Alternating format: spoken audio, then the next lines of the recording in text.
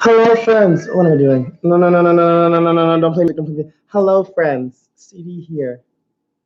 I am alive. I am breathing. I'm alive. I gained some weight and I don't like that. But I have metabolism pills and I doubt that they're working. How's everyone? I am alive. I am well. I am doing thing. I am here, there. I am everywhere. And I am also here to. Reading my friend, reading my boy. I'm going to be starting my astrology series back up soon. I already have like a script written out. Not a script, but like I have, this isn't like, I'm not usually a script writer, I just go, but I have what I want, like, but for this is a kind of thing where I can't really just go because there's a lot more research that has to be done when it comes to astrology, you know. So honestly, I need to order a book at some point. Like why that? Like all this stuff I'd be searching and shucking and jiving. I could have had. I need to just order a book by now. But every time someone sends me their, like every so often on Instagram, I'll be like, guys, I need to practice my readings. Ask me some questions about your signs. And I get some really, honestly, I get some dumb questions sometimes because they'll be like, I'm unable to do this. Is it because I am blank? And I'm like, no, it's just because you're scared and you're a wimp. It has nothing to do with your sign. Like, because being scared to ask someone out, that's not a sign issue. That's just a you issue. Like, I ain't nothing I can do to fix that. You know? Oh, wait, where's my chat? Where's my chat? Also, please comment, you know. Let me, is there any way I can set this to toggle timestamps? I'm trying to figure out this live stream. I don't know how to. So I was on the gram and my boy Melvin, who I haven't spoken to in a long time. It's gonna be hard to do that because YouTube fucking changed their algorithm. And I don't know how to do group live streams on here anymore. Does anyone know how to do group live streams on YouTube now? Does anybody know how? Does anybody?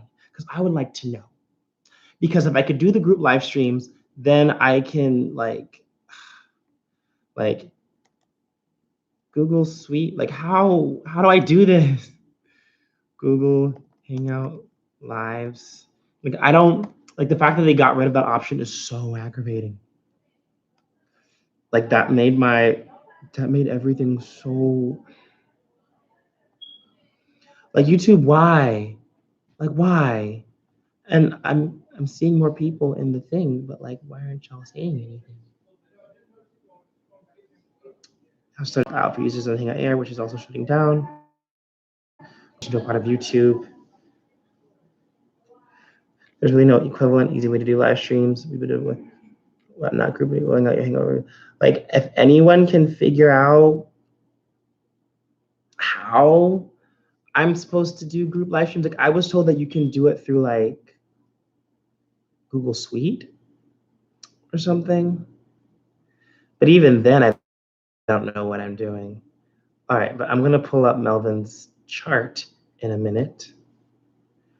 Like, how do you use this? Does anybody know how to YouTube? How do you YouTube, guys? I don't know how to YouTube. Like, I hate this so much, but this is my only option. Ah. Also, if you guys have any questions, please comment below. For those of you who actually genuinely want to get your charts read, though, if an astrologer ever asks you to pay them, they're not saying that to be frugal or to be stingy. These charts take a lot of work. Like it takes a lot of time and energy to do these charts. So, so like if when we ask for money, we're not saying that to be mean. It's just that it's a lot of work. And we'd rather get paid for something that's going to take all this time than do work and then not get paid for it. Like, I mean, I do some free readings here and there, but yeah. And if Melvin, if you're watching, friend, you should comment so that way, because I have things I'm going to need to ask you at some point. And maybe I should also do like Instagram Live at the same time. I feel like I should do Instagram Live at the same time. Or should I do TikTok Live? Because I'm on TikTok too, but TikTok doesn't. Should I do? Do. Part of me, do I want to do Instagram or do I want to do TikTok? Instagram or TikTok? So for the second live on my phone, should I do Instagram or TikTok?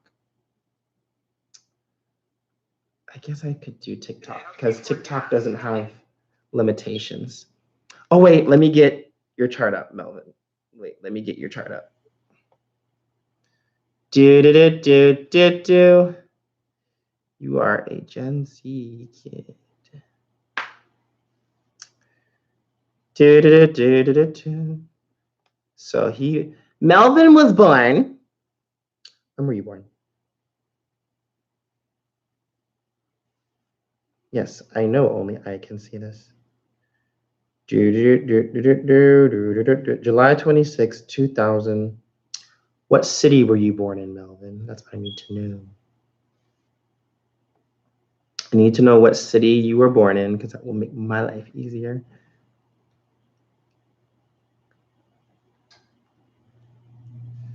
July 20, 2000. In the year 3000. Are you in like Toronto or something? like what year were you, what city were you born in, Melvin? I need to know that. July 26, 2000.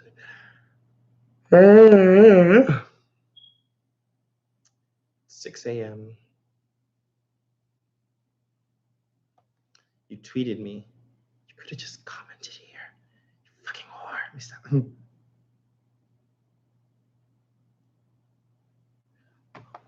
Okay.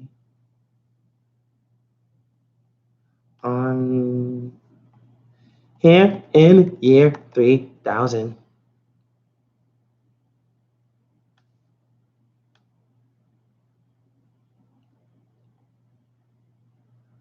Uh, 6 a.m. They gave gender neutral pronouns for this thing, and I don't like it. I'm going to be, oh my God, submit. I'm doing Astrology Cafe, and I'm also doing astro.com.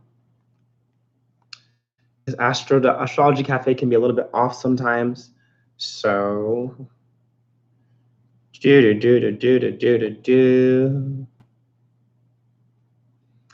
Also, I might ask you personal questions, Melvin. I'm letting you know right now. I have to ask these questions because some of these placements require me to ask you personal questions. So I'm giving you a heads up now. Also, if anybody else is in the chat, please comment below. Let Melvin know he has an audience because he's a Leo and he needs attention to survive. All Leos need some attention in order to survive, or else they will die. He's like Tinkerbell. If you say, I don't believe in fairies, he will die.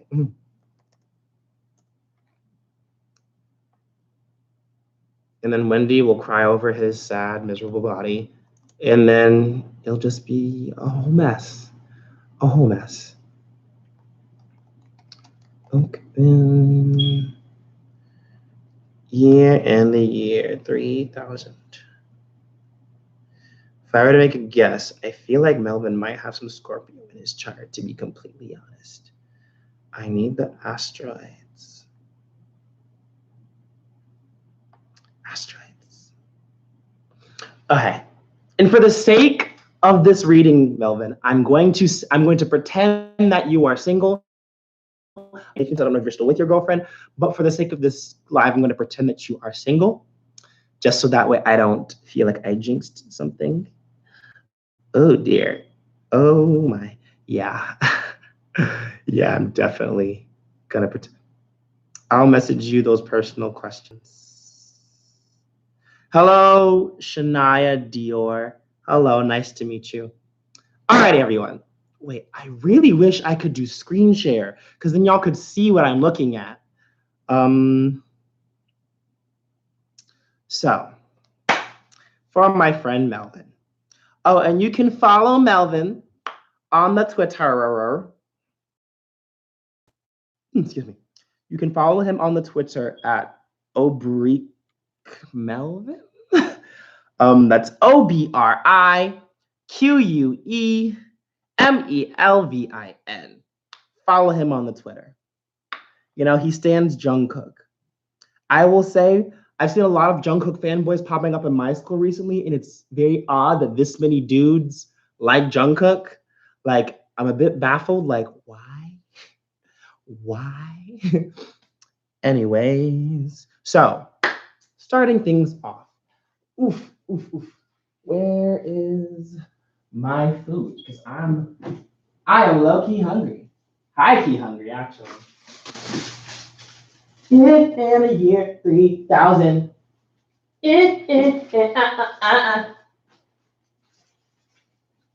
Okay, so Melvin.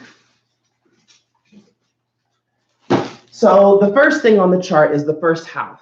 First house. All right. The first house is your ascendant. It's also known as your rising. This placement is your unconscious personality. It's the personality that you're not aware of, and it's how the world views you and how you view the world, your perception of the world. So, Melvin's first house is in Leo.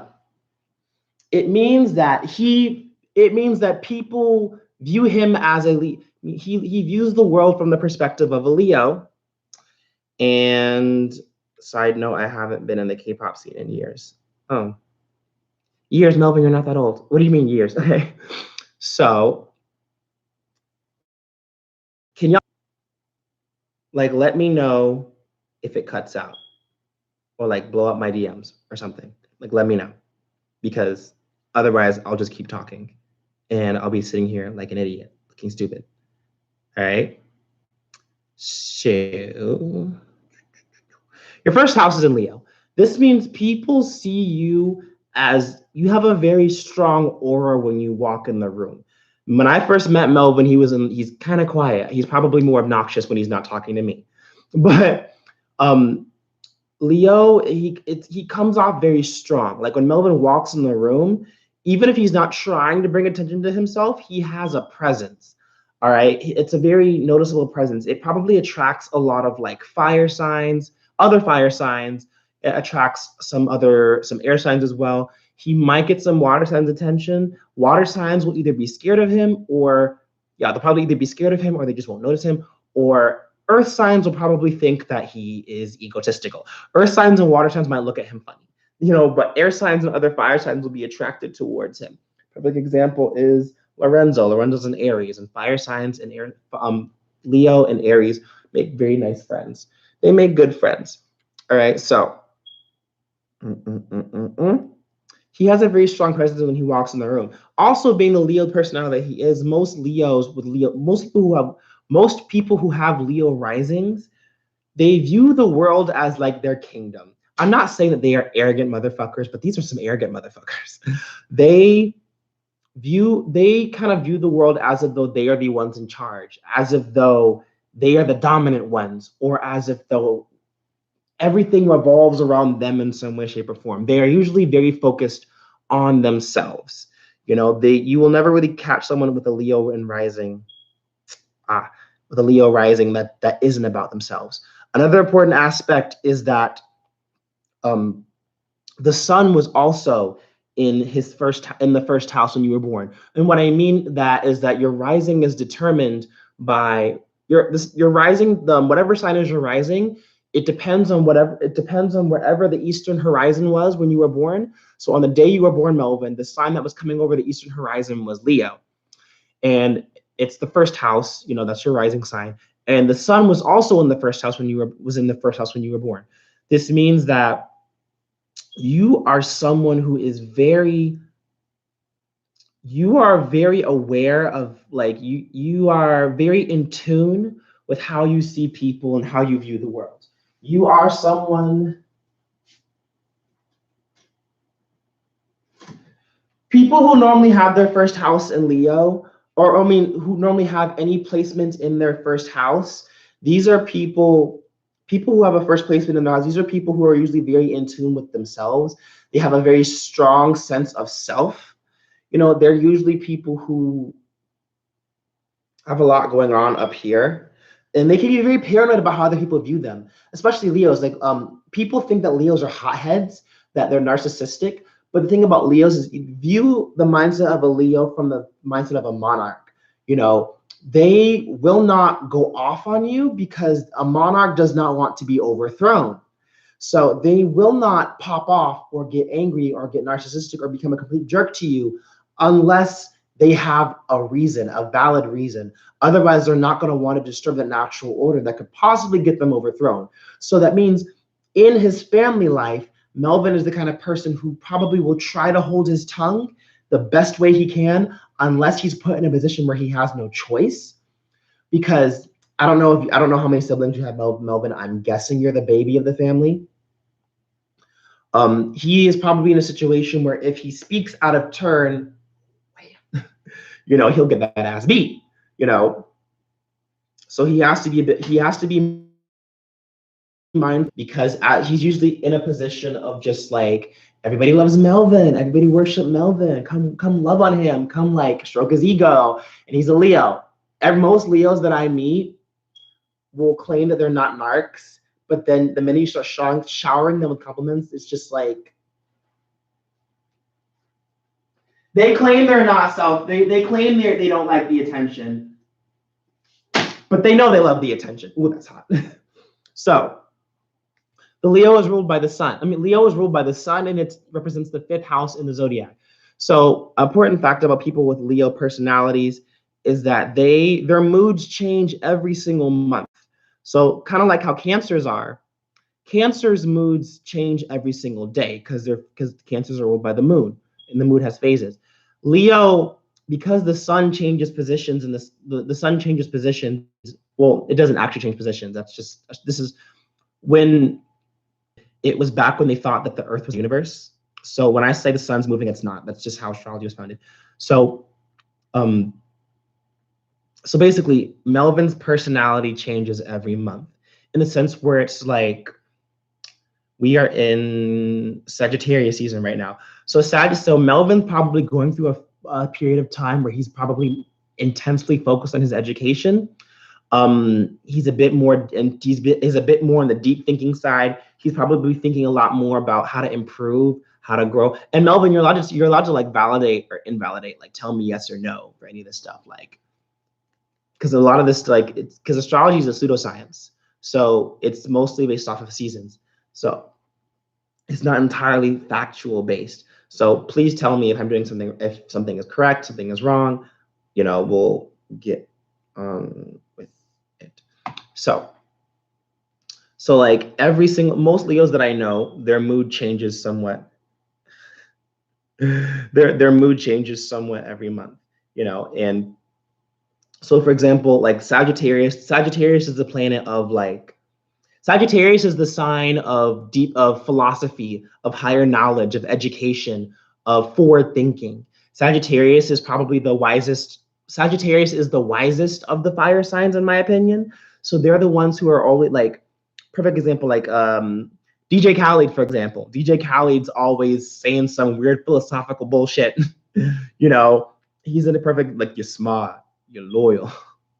Like, so like when the sun moves into Sag, that means he gets in a very deep thought kind of mindset. We're getting closer to Capricorn season. So around the middle of December, maybe starting next week, your mindset is going to shift a bit more towards more so your financial status. I don't know if you're in university, right? So you're probably going to maybe shift more towards, like managing money, your food, your meal plans, or if you have a job, managing your job, or I don't know what you do in your spare time, but that's just an example of how Leo changes every month. Now, I will say Leo is also a fixed sign. So what I mean by a fixed sign is that a fixed sign is someone who's set in their ways. Um, People like to say that Taurus is notoriously stubborn, but the fixed signs is Taurus, Leo, Scorpio, and Aquarius. All of them are stubborn, but in different ways. Has the most obvious stubbornness. Leo is just as stubborn as Taurus. Leo is pridefully stubborn. Like they are so like when Melvin has his mindset on something, he doesn't like to be wrong.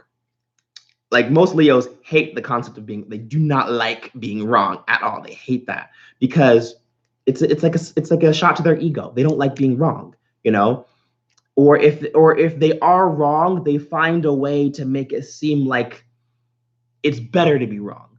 They'll try to find a way to not get shamed because they have all that pride. They have all this pride that they don't like to be. They just don't like being wrong. And so like if you don't most Leos, for example, like I need an example. Like if you, and also this will correlate when I read other stuff. Like Melvin would be the type to like there's two sides of Melvin. He'll probably either not say not say anything because he doesn't want to shake anything, or he'll be very, very blunt. Very, very blunt. Fixed signs are a bit weird because they are very set in their ways. So like Melvin has probably developed a set routine of communicating over the past few years that's worked for him. But the only time it's ever changed is if something horrible happened. Like for example, like there's a Teen Titans. There's a Teen Titans episode that I saw, and there was a girl on there who was mute. And when I say mute, she's not that she couldn't talk, but her teacher died. Her sensei died. And out of honor for him, she didn't talk. She just stopped talking. Like you never heard the girl speak at all. That's just an example. Now, I will explain more later on. So your moon. So your moon is in Taurus. All right. I know somebody who has a moon in Taurus. So this is why Melvin is a bit more on the chill side, because Taurus is an earth sign and it's ruled by the planet Venus and also this other asteroid that I can't remember the name of right now. So Taurus is a bit more grounded. The reason why Melvin's not as obnoxious as Lorenzo, for example, is because Tauruses are earth signs. Earth signs in general are more grounded individuals. They think with their logic, not their impulses. Fire signs are a bit more animalistic.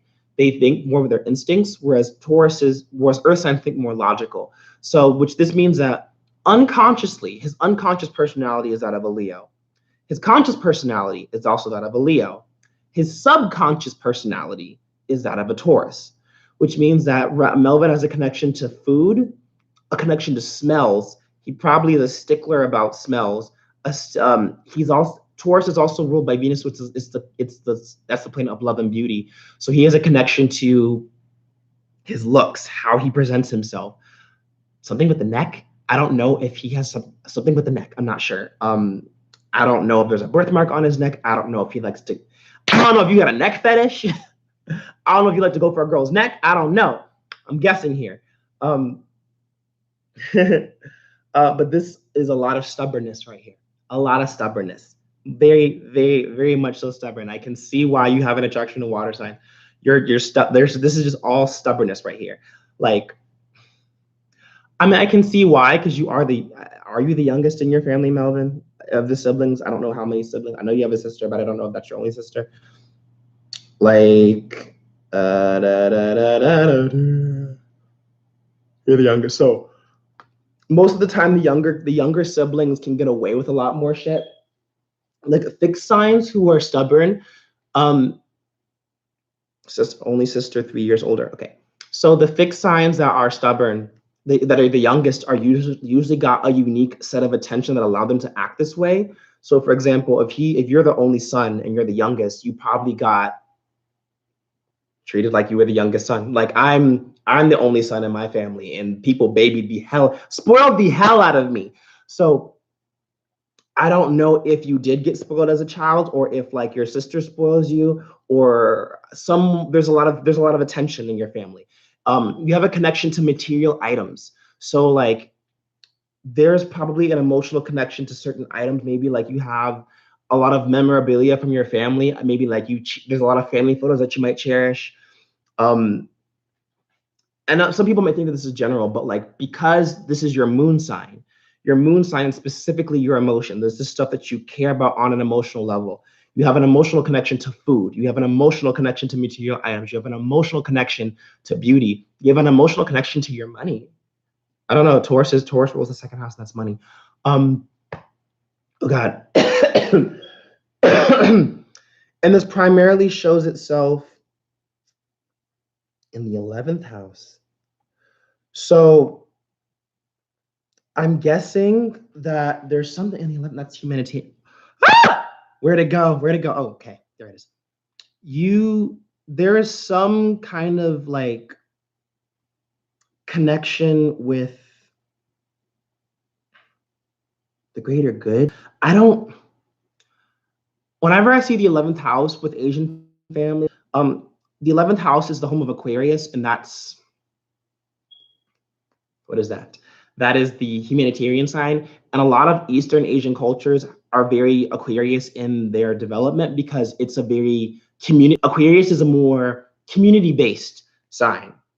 It's a sign that is more represented with the community. So people who have Aquarius, and a lot of Eastern Asian, a lot of homogenous countries are more community based, because Aquarius energy is for the greater good of society. I don't know what that correlates with you. I don't know if that's something with like you, I don't know if you're a cook, but something with food and the greater good of your family, I'm guessing. There's an emotional connection there. It's maybe something to do with the mother, because the moon is that's where the mother rules. So I don't know if you have like, if you had a relationship with your mom where you specifically remember your mother's cooking, or you keep your mother's clothes. I'm not saying like you wear clothes, but like you have some clothing of hers in the past, or maybe a necklace, because I'm thinking the neck, or I don't know, like something about your mother's influence made you, it inspires the way you act around other people. I don't know your mother's sign, but your mother definitely had an influence in terms of material items.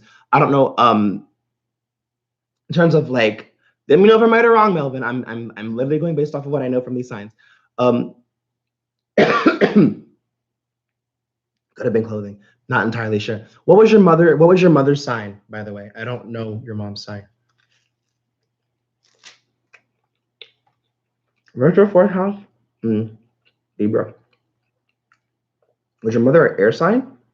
Not entirely sure. But April 3rd, she's an Aries. Okay, I can see why. So interesting. So like, so I caught the ick.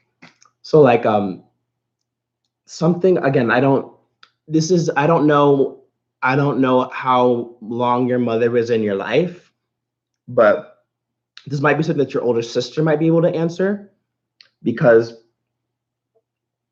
like depending on how much memories you have of her depends on how much influence I can really speak on, because yours is like the 11th house is specifically humanitarians. It's usually doing a lot, so you mostly exhibit this energy the most when you are doing something with in a group setting, or you are doing something.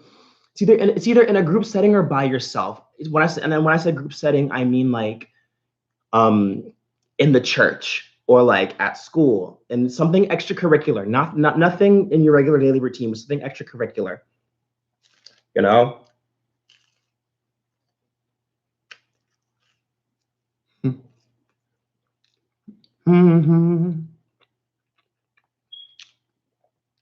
So Oh, so your Mercury, your Mercury placement is unique because Mercury is your communication placement. You all, and it's in Cancer, and your Mars is also in Cancer. So whenever I see Cancer placements, that tells me that this person has a very strong connection to motherly energy. So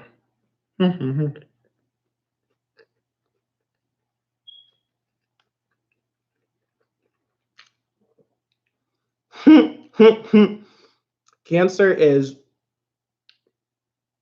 Cancer is ruled by the moon, and its phases change every month. So you, strangely enough, even though you are a Leo, you don't talk aggressively. You communicate in a way that can be very soft and can be very caring. Because a lot of Leos that I know are very like, they're very, very direct.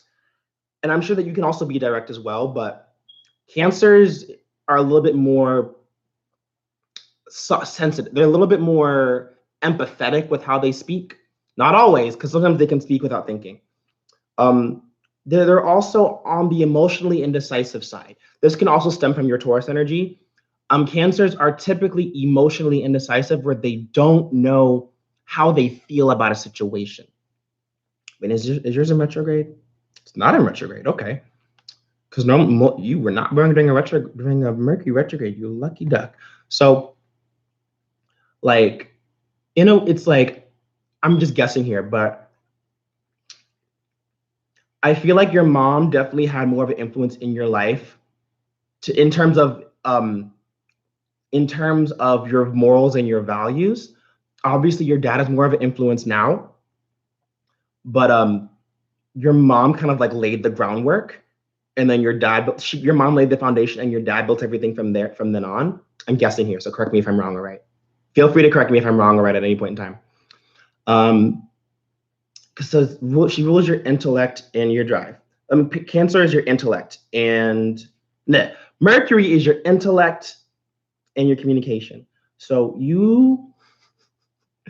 most of the time when people have Cancer placements in any of their first five, it's usually that means that like they have a strong connection to the home, to family, to just nurturing energies. This also explains your girlfriend. I don't know if you're still with her, but the Cancer girl that you always talk about on Twitter. This also explains why you're together with her, because you can communicate in a way that gets through to her. Because trust and believe, if you didn't have that Cancer Mercury, you guys wouldn't be dating. You guys wouldn't be dating. So that because this placement allows you to be more intellectually on the same wavelength as her. Not always, because I can tell she plucks your nerves sometimes, but you have just enough in there as well. Your Mercury is in, where is Mercury? Where is it? It's in your 7th house. When you were born, Mercury was in your 7th house. So this energy shows itself the most when you are in social situations. It shows, I don't know how you are when you are with people that you don't necessarily know. You might, if anything, you might act more like a jerk when it's someone you don't know. But Cancer's, where's the other thing? Oh, there it is. Because it's in 7th house, so that also means that like if you Mercury and Cancer in the 7th house, that means that it means that you are, I'm quite all I can say.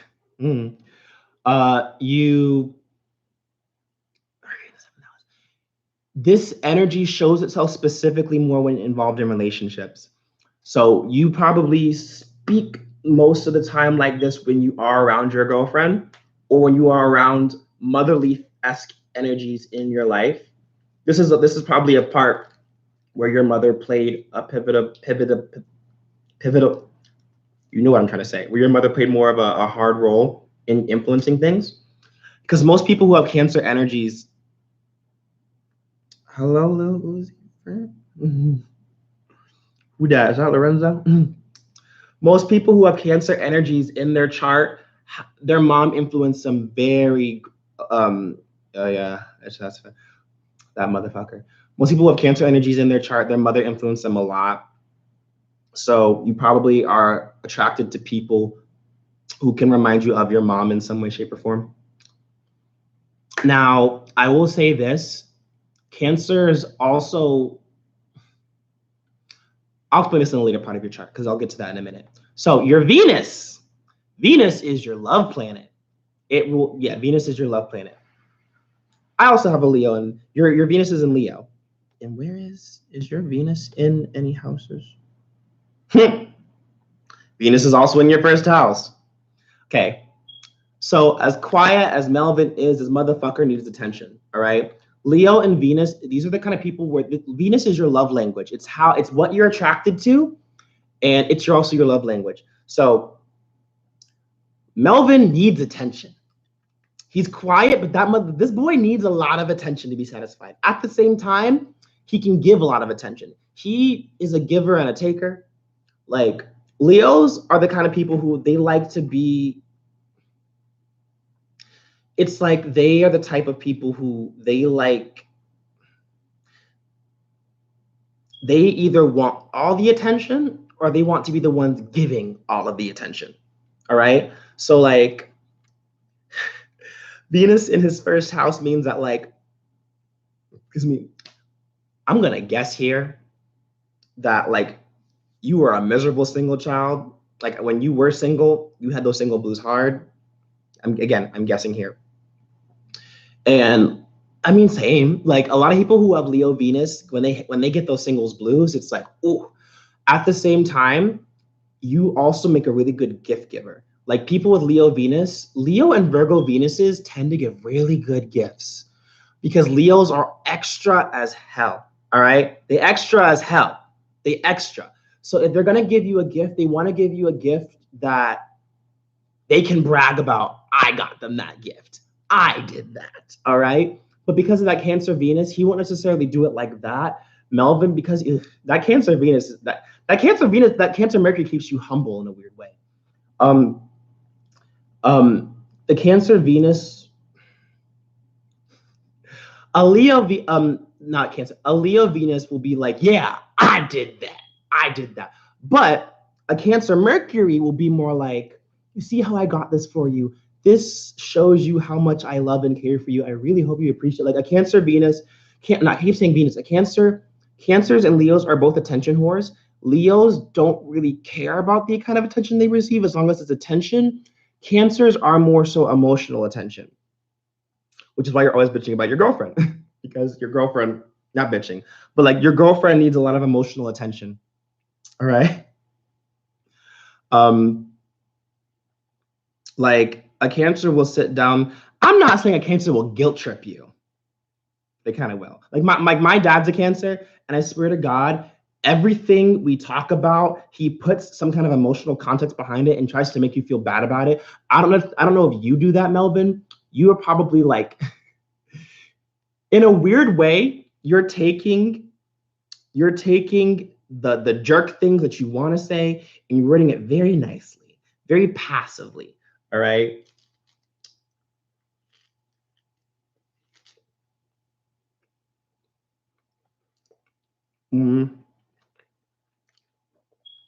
So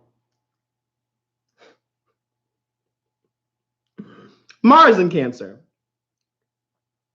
Mars is your sex planet, your anger planet, your aggression planet.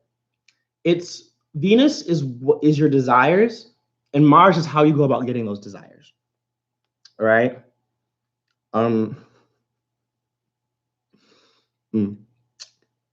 Where is Mars? Mars is in the 8th house.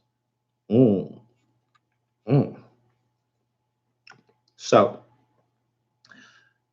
Melvin is kind of a cuddler.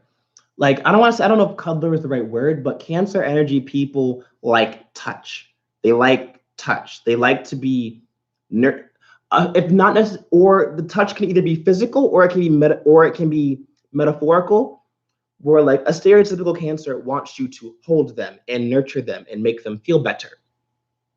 Whereas if it's in another placement, it's more so like, because it's Mars is in your 8th house, and that's the house of trauma. So something happened in your past that made you, I'm going to assume it's your mother's passing. But something happened in your past, and it's an Aquarius too. So something happened. I mean that your 8th house is an Aquarius. So something happened in your past where 8th house with trauma. I'm gonna guess that someone in your family was. I don't know what that means. Hold on, let me do a quick look see, because I need some clarification on certain things.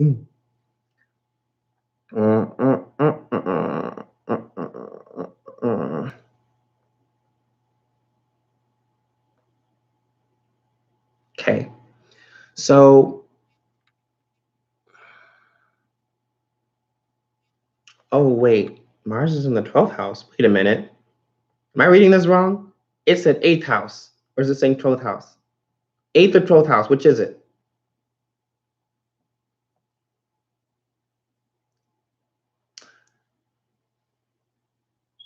Oh, my bad.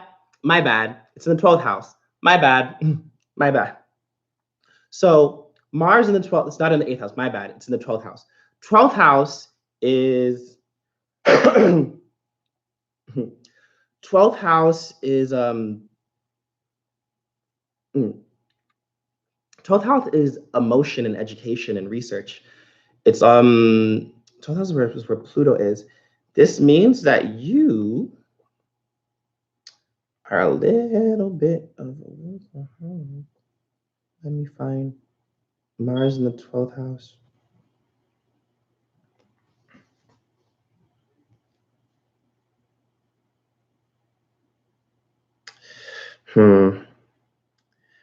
It says that you struggled a little bit with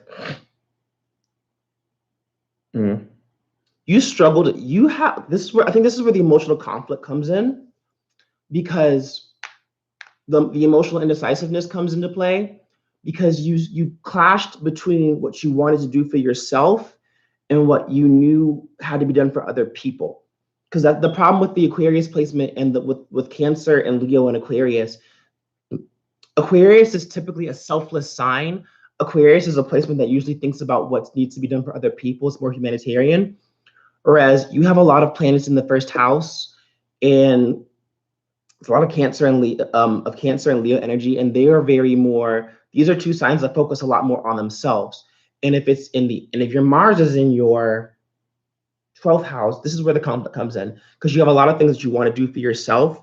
There's a lot of stuff that I just burned the roof of my mouth, but okay, see, it's going on. But it's also like an issue where it's like it's basically a clash between what you want and what everybody else wants, you know? Like, it says something about hospital work. Like, I don't know if your family works in the medical field. I don't know what it is that your family wants you to do. It seems like somewhere around you, people want you to do something that you don't necessarily want to do. Like, this is the clash. Like,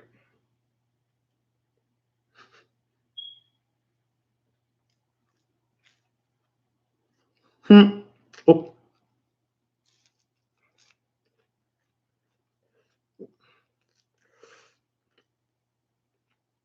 Like,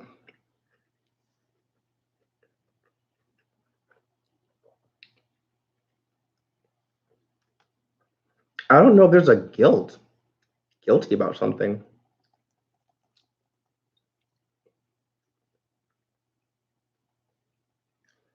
It feels like it says that you kind of don't trust yourself in a weird way. Like, the insecurities is that, like, you, in a strange way, Melvin, you do value yourself a lot in some way, shape, or form. It's like you value yourself, but you don't trust yourself. That's what it's telling me. It's like you are aware that, like, I can't pinpoint it either, but I know what you mean. Yeah. It's like it's one of those things where it's like if you take everybody else away from you and we put you in a room by yourself and we ask you what you want, You know exactly what you can tell us. But when we put you around other people and you have to take them into consideration, that's where the issue comes in. And this is where Cancer has that emotional feel, the emotional indecisiveness thing comes in, because Cancer is one of those signs. Cancer is one of the signs that is known for being a people pleaser. They don't like people mad at them. They don't like authority. They don't like the motherly figures in their life to be disappointed in them. So I'm guessing there's part of you that wants to do what your mom would have wanted you. I don't know what your mom expected of you, but there's a part of you that kind of wants to do a lot what your mom wanted you to do.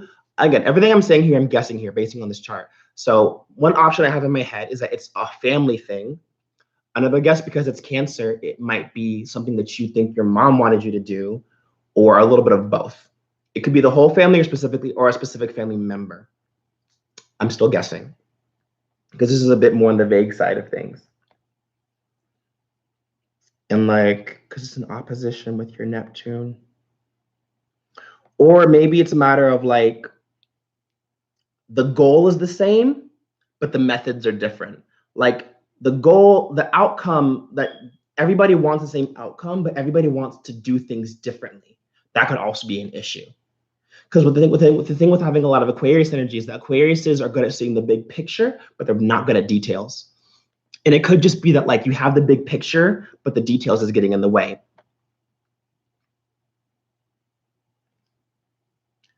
That could be a thing as well, because Mars is the planet of action. And here's the thing with that placement, with Cancer anything, the last thing you should do is take it out on other people. Because when you get angry, because this is also your anger planet, and most Cancers have this issue. Cancers, when they get upset or overwhelmed, they tend to, several things happen. They either close up and just shut off because they go into their shell, their little crab shell, or they just lash out. Because my dad's a Cancer, and my dad never holds in his emotions. He just lashes out at other people. Sometimes you can tend to push your emotional needs onto other people because it's just overwhelming, it's like the tide. It's coming in, and now it's just this weight. It can be overwhelming at times. There's just a lot of shit happening at once, and it can just be overwhelming, and you just want to go in your little hole and hide. This is where I think your fire gets burned out as a Leo, because you have this strong sense of mind, you have this strong brain and this consciousness, but there's these other factors that are just putting out your flames. All right? There's so many things that I can tell that you want to do. You have that big picture, but that the finer details is just making everything a lot harder than it needs to be, Excuse me, I'm guessing here. Where's your Mars? It says that you have the desire to, and you have you'll sit down and you'll calculate it out, you'll plan everything out, but then other shit comes up and it's just the mix of indecisive. You can take all the time in the world, actually. Or maybe it could also be a pace thing, you're moving slower than when people want you to move faster.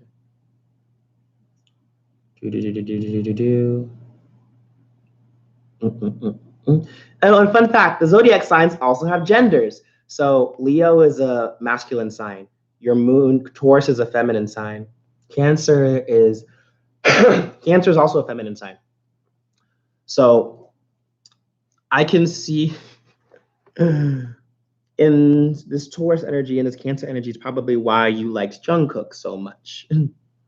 Your Jupiter's education and philosophy. Yeah, that place thing makes sense. Yeah. Wild times. Yeah, I will say this. Tauruses are some of the most slowest moving motherfuckers on earth. All right. People who I see have Taurus energy in their chart, I have to remind myself to not rush them, because they like to take their time and move at a pace to where they can they just don't like to be rushed. The issue with that, though, is that everybody has such the issue that Taurus has is that all the other signs are moving at different paces, but they could be like there are signs that could be doing the exact same thing but twice as fast, and that can be conflicted. That can be hard for a Taurus because it's like, why can't I move that fast? I'm gonna try to move that fast, and it just doesn't work. It just doesn't work, you know. So I think some of the conflict is like figuring out a way to do things at the pace that everybody wants you to do, while at the same time doing what's best for you. Like like I'm guessing, like I don't know how long you and your girlfriend have been dating, but like whenever I see Taurus energy, probably took you a hot minute. You either two things either happened. You knew that you liked her from the moment you met her, or B, it took you a long time to like her. You know, two of those things.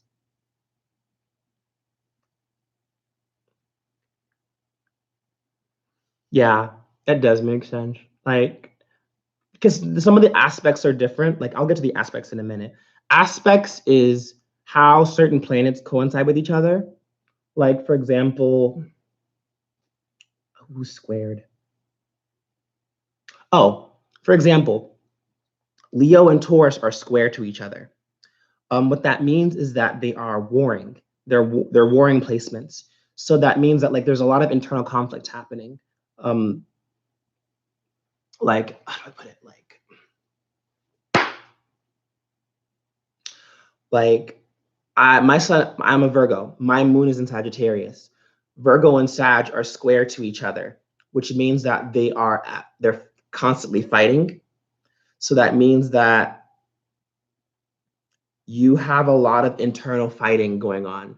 Like people, like fire signs who have earth signs as their moon have a lot of internal fighting because they instinctively want to be like rah, but that earth sign kind of holds them back because they see the logic of the situation. Like a Leo wants to just pop off and just be like, whoa, worship me. But they are very aware of what logically will and will not work or is not good or they just shouldn't do. And that can just be that's just a lot of internal fighting. Like, who just messaged me? Oh, cute. So that is a thing. Jupiter. Your Jupiter is in. Where is your Jupiter is in? Also, you have a lot of Aquarius energy in your life, Melvin. Like a lot of Aquarius. Like Jupiter is in the 11th house. What is your major in college again? There goes my voice. Because Jupiter is in Gemini. And the weird thing about that is that Jupiter is Sagittarius' ruling planet, but Gemini is the opposite of Sagittarius. So Gemini is the sign of short-term journeys. I don't know academically what you're passionate about, because I know last time I saw you, you said you were going a fashion major or whatever. But Gemini has more communications though. Like Gemini leans more towards like the communicative side of things. So I don't know if you are like trying to be like a fashion mogul or something, or work in like a fashion magazine. I'm guessing here, or like, but it's also in the 11th house, so something with humanitarian work. Maybe you're just doing a lot of different shit with your major right now, or maybe your major you have one of those majors. You have one of those majors that lets you do like 5 different jobs at once. Like this is a bit weird. Lots of Aquarius. Year and fashion design in the year 2-4. You just have a lot of Aquarius, and I don't know why. Like,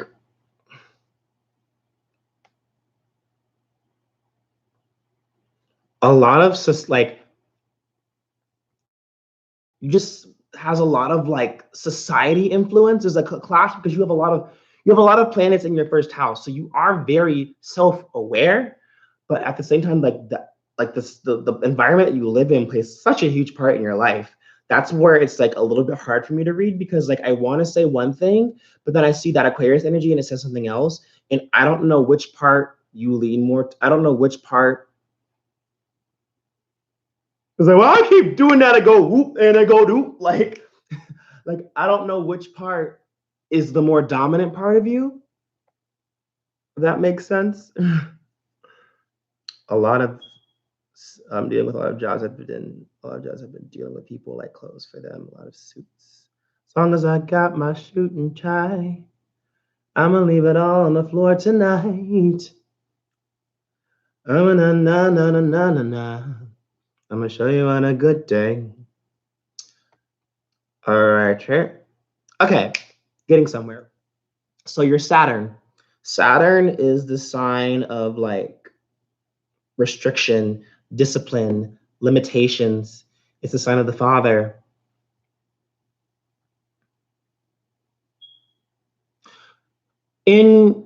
So Melvin question. Okay, so the chart is implying that the more nurturing person in your life, like the person, like, I'll explain it. So the 10th house is in your 10th house is in Aries. 10th house is the sign of this is the parent that teaches you about the world, your status, economic status, and whatnot. Your 4th house is the house where that's the parent that teaches you about emotions in the home. Like 10th house teaches you about the world, 4th house teaches you about home. You said your mom was an Aries, your 10th house is an Aries. I don't Between your mom and your dad, if you remember, who was the more emotionally nurturing one? And who was the more stricter one? Because if I go by this, then it says that it's more so your mom, because 10th house is the mom. But like I don't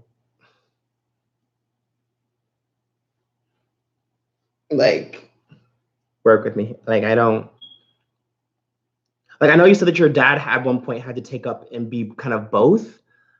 What is your dad's sign? Because 4th house is in Libra. Oh wait, so I'm getting somewhere. So 4th house in Libra means that at the home there's a lot of important decisions that have to be made. I'm gonna take a guess here. After your mom was no after your mom passed on, there was a lot of indecisiveness about what to do, like the scales, because Libra is the scales. So for a moment in time, there was a period in your life where there was just a lot of just like we don't know what to do because mom's not here. Not so that you were. I mean, you eventually grew out of it, but not grew out of it, but like eventually learned. But there was a period of time where it was that in itself, having to live on without her, affected you guys a lot because of that indecisiveness. I'm still guessing here. November 24th, Sag. She's a Sag. Interesting. But it's weird because 4th house, like you've had to, like the chart is implying that you've had to be like your 4th house, your emotional growth has stemmed a bit more from weighing out your options, and your economic and like financial success and like your job and career. It had to do more with like being impulsive, like taking random ass opportunities, like taking these random opportunities. In a Sag and an Aries, okay. I can see how dad stepped up there. That's Sag. Because I have Sagittarius energy, so I can see how that worked out. So but your Saturn, okay, back to your Saturn, because I had to go on that little tangent really quick. Your Saturn being in Taurus, stubbornness holds you back, all right? Because it's the restriction part. Like Saturn is basically all the stuff. Basically, it's saying whenever you get too hard-headed, whenever you become a little bit too hard-headed for your own good, that's when shit goes wrong. Because like most fixed signs don't like being told they're wrong, And I think this also goes back to the emotional indecisiveness, because you see what everyone else wants and then you see what you want. It keeps coming back to this period of just like split decisions like that. It seems like your life is a lot of just like back and forth. Who does this family want? Who does that family want? like a lot of, and 12th house in Cancer, 11th house in Taurus, 10th house in Aries, 9th house. What's in your 9th house? Do you have any planets in your 9th house? Nothing in your 9th house.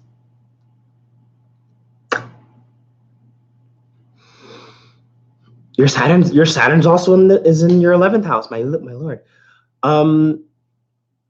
Your Uranus is how you stand out, what makes you an individual. It's also in the 11th house. It's in Aquarius, and your Neptune's in Aquarius. No, it's not. It's in your 12th house. 12th house. Oh. Uranus and your Neptune are both in Aquarius, and they're all both in the 12th house. So breaking news, Melvin's gonna have a really nice family in the future. Because the common things I'm getting is just like a lot of Cancer traits, a lot of influence from the mother. I don't think he probably hasn't thought that far ahead about how many kids he wants, but that Cancer energy suggests that Melvin does want to be a dad. I don't know how many kids he wants, but he's gonna be one of those bitch ass dads that like has a daughter and then cries when she's born. And then I'm kidding. But I will say Melvin will be one of those.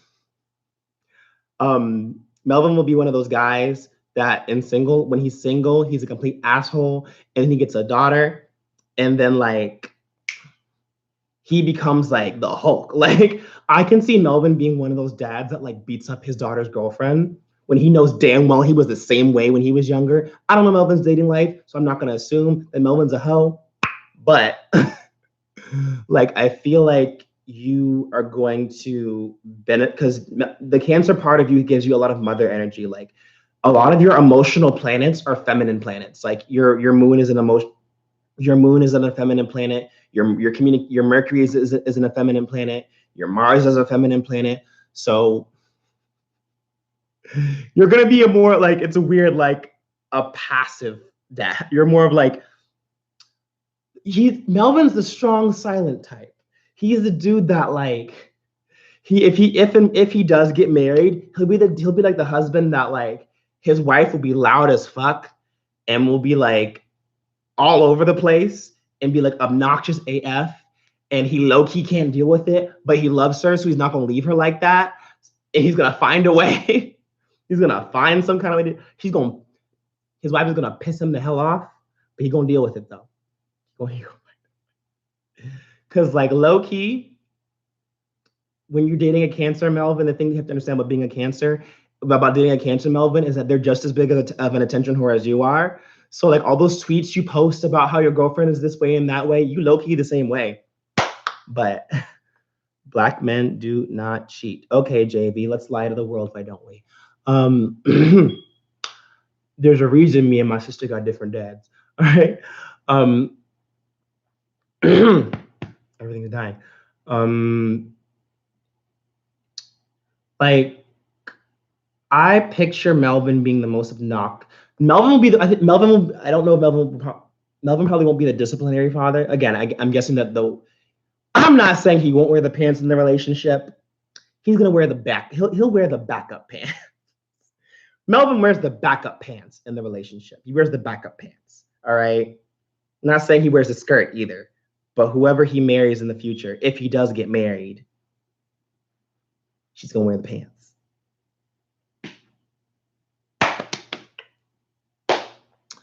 All right. Also, I'm saying that because of that Taurus energy, Melvin's not going to want to do things initially. It's so weird because Cancers are like emotionally impulsive.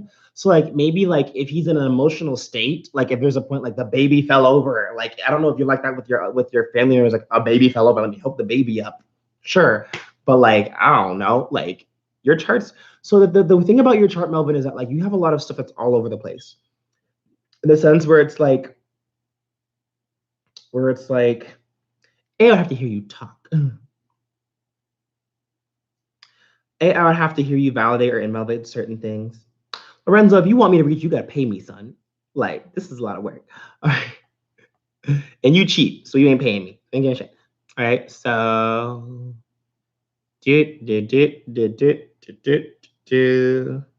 oh. So Melvin has these dreams and aspirations. So let me phrase. The year back to his Uranus. Uranus is the planet that helps him stick out, and it's in Aquarius. It's in Aquarius, and his Neptune's also in Aquarius, and they're both in the 12th house. So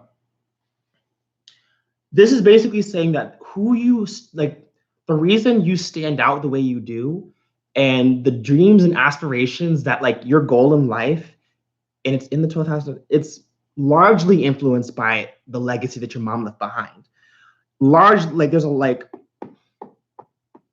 very like I feel like you were more receptive to your dad in terms of education, and you were more receptive to your mom in terms of like just everything else. It's hard to explain because there's a lot of clashing, there's a lot of warring correlations in here.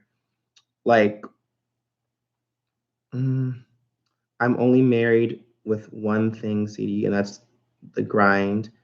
Name the price. Are you being serious? I charge 20 per chart. All right. Melvin's getting a freebie because I literally asked for someone to send me their information because I needed to practice.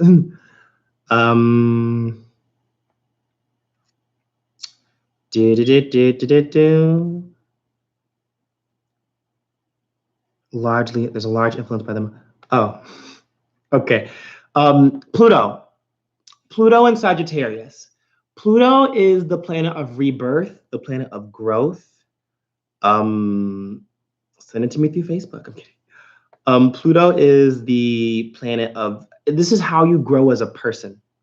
All right. Wait, can't you send the super chat? Like, you can send a super chat. I've never gotten a super chat on here. Wait, does he even work? Wait, no, I didn't mean to do that. No, I didn't mean to do that. Whoops. I didn't mean to do that. Wait, how does this work? Send a super chat. I don't know how these work. I don't know how these work.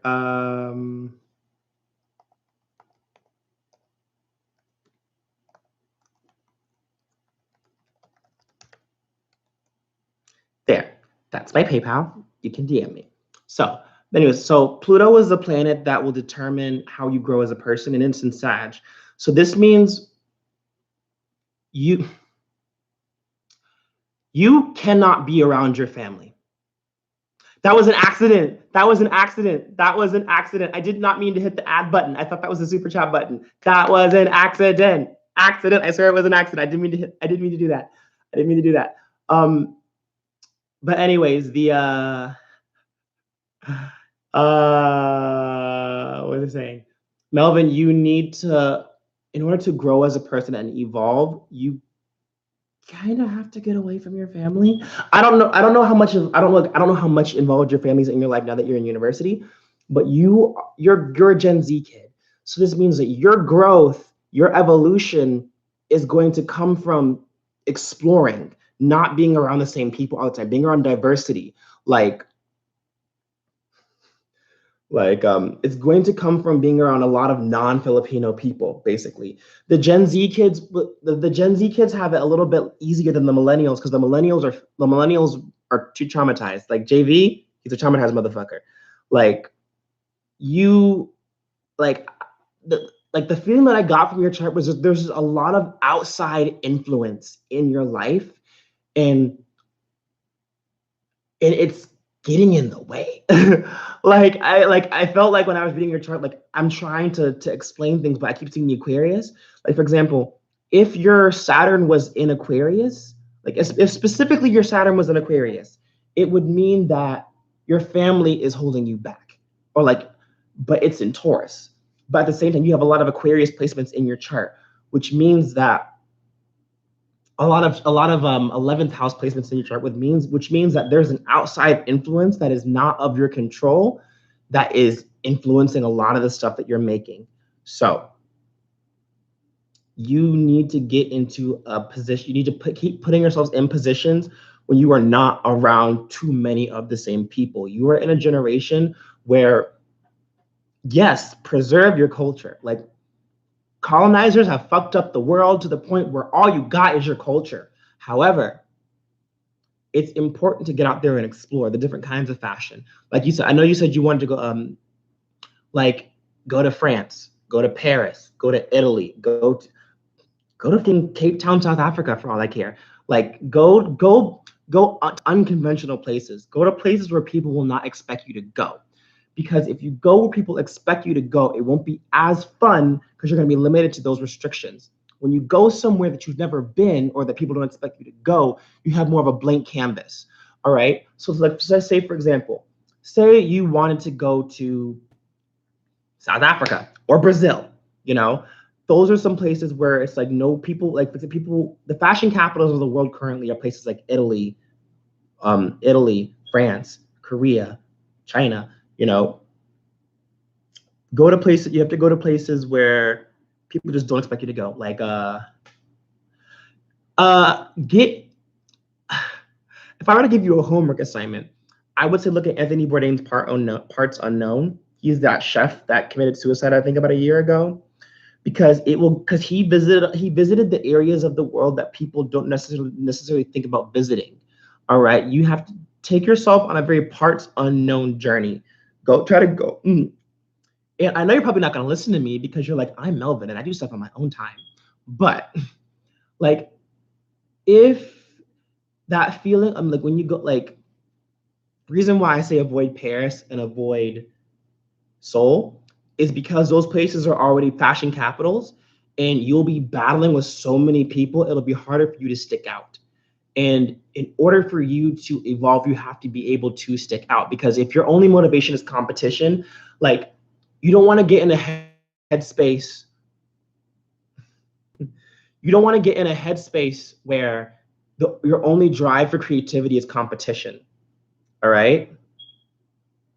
Like, because if your only creative drive is competition, then you're not going to be able to enjoy it because you're always competing and someone's always going to be better than you. Plus, fashion is subjective. So, like, I've seen some weird ass shit on these runways. I've seen some weird ass motherfucking shit on these fucking runways. And it's still called fashion, high class, couture, and all that jazz, you know. But try to find somewhere where it's like you can truly sit down and just get creative with it. Like, one of the reasons why like, for example, I work in the K-pop industry. I work in the K-pop community in my area. One of the main reasons why I didn't go to New York or LA for working in K-pop stuff is because there's already so much there. And there's already so many people trying to get into those spaces that I would just be lost. I'd be lost in the crowd, you know? And I'm a boss ass bitch. So what I did was I stayed in my area. Not when I say stay in my area is like in terms of working with Korean events, because I stayed in my area because there's not much here, and I had a blank canvas. I still travel and shit, but my blank canvas is in Virginia. I still travel though. Traveling is like, I need to get out of this state sometimes because Jesus, Mary, and Joseph, I can't stand these people. I really can't stand these people. But like, you're in Canada right now. I would say, where the fuck would I? Who just messaged me? An in San? Who the fuck is this?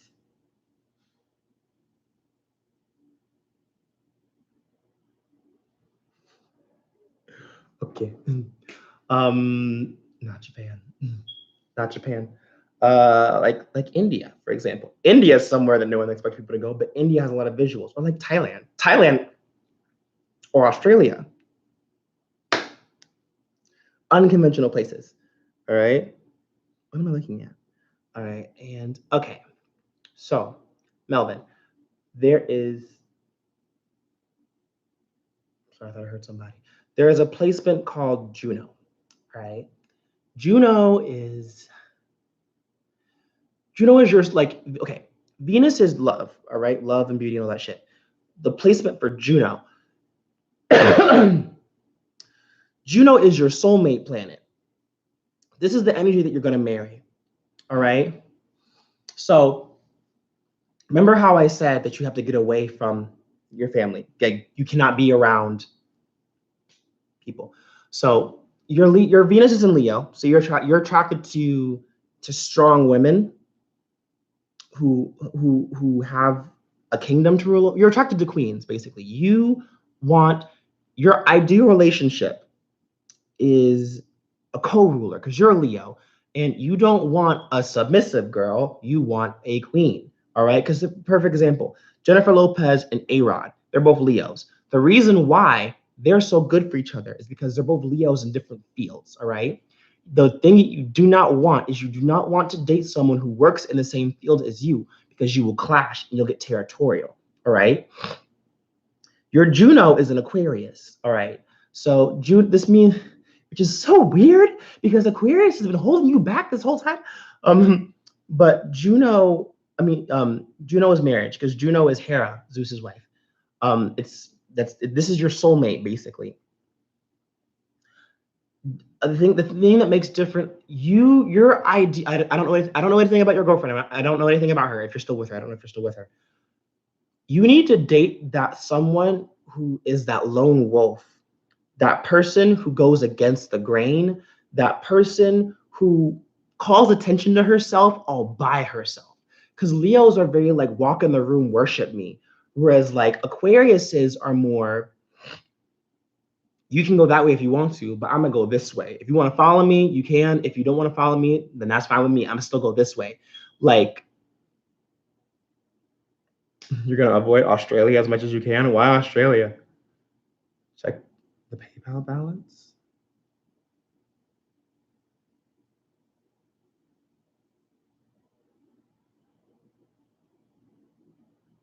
You don't like Australia? Why?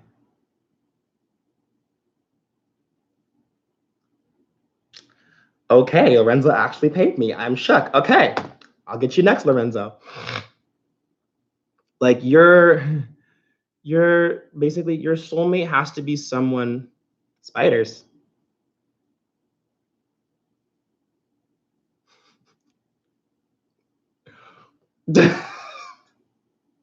Fucking. No, if you. And France has bears. You live in fucking Canada. You guys have bears. Spiders. Boy, if you don't. Okay, whatever. But yeah, so your soulmate is basically somebody who stands out to the point. Like, again, I don't know your girlfriend, but I don't know if girls throw themselves at you a lot when you're in a group of girls, but that one girl who looks at you and she says that she's like, you ugly, and then walks away. That's your soulmate. Like the girl who probably did not like you at first. Yeah, the girl who probably did not like you. The girl who probably wanted nothing to do with you at first. Someone who's completely different from you. Aquarius is the opposite of Leo. The key thing here is that they're opposites, but they're the same. Leo is like the ruler of the kingdom. Aquarius is like Robin Hood, all right? Because Robin Hood was a rebel, and Aquarius is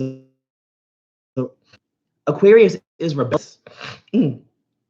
Aquarius is rebellious, and they don't necessarily want to rule over people, but if you follow them as a leader, they will not stop you. All right. So this is someone who's not. This is a girl who's not necessarily looking to take all the attention. More so, a girl who just wants to change the world. Cause a little shakeup, do things in an unconventional way. If that makes sense. Hope that makes sense. Does that make sense? Friend, by the way, are y'all still together now? Like, I don't. No. Work with me connection. Man, I'm shook. I'm shook. Okay. But does that make sense? Okay. How does that correlate? Any questions so far, my friend? Any questions? so far.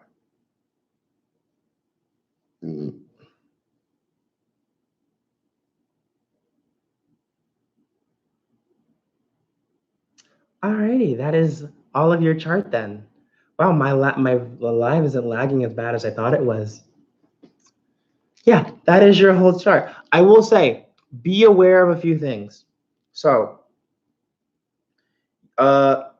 be aware of the upcoming retrogrades. So, Melvin, your life probably fell apart around July of some sort because Mercury went into retrograde over by Leo this past July. So around July of this year, something probably happened to you. I don't know if an ex came back in your life.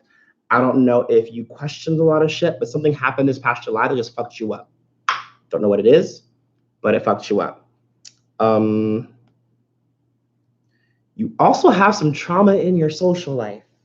Something with, oh my God, what is this? Something with never being able to get in a full. There's some trauma in your fifth house. I don't know why, but fifth house is the sign. There's just trauma there with just like. There's some trauma in the sense where it's like, whenever you get in your full Leo mode, there's trauma there.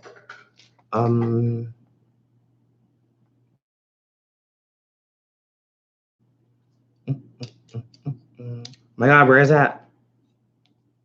I couldn't say. I don't know. You may not be old enough yet. I don't know. Alrighty then. One more thing. You have a thing called a North Node. North Node is your destiny. South Node is your past.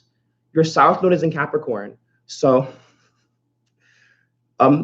you probably thought at one point in your life you had to be like this big, strong, cold-hearted dude that just didn't show emotions and was like stone cold, icy and shit. No, that's actually not what you're supposed to be. Your North Node is in Cancer, which basically means that like you are going to experience more triumphs in better days when you become more expressive of your emotions, when you start saying how you feel, when you start letting yourself be emotionally vulnerable, which is a bit hard for people with earth signs as their moons. The minute you allow yourself to do that, you will have a lot more growth. All right, now I'm done. I had to get this stuff out the way. Yeah.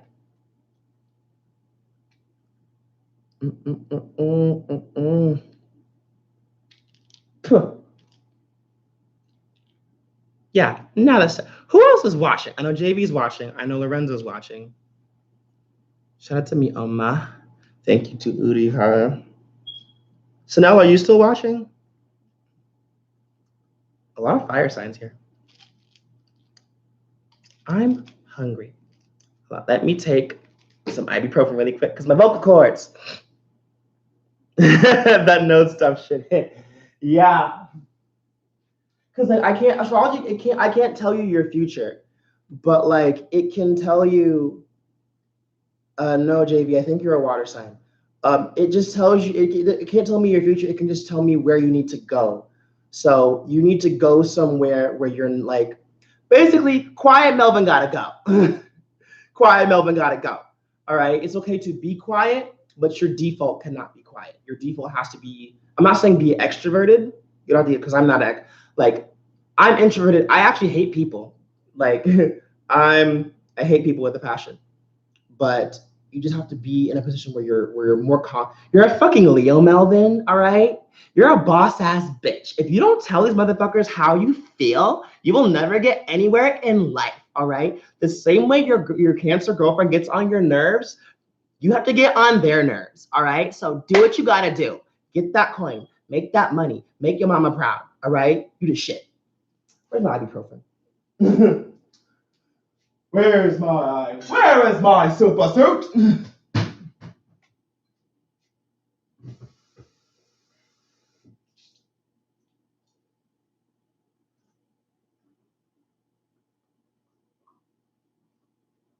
Oh, the top. I keep that burner on me. What burner? Lorenzo, send me your information. Send me your information. See that I see.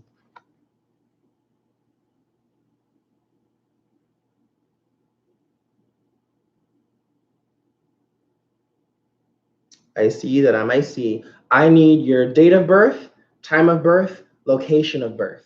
Date of birth, time, yeah. Date, time, and location. I need date, time, location of birth.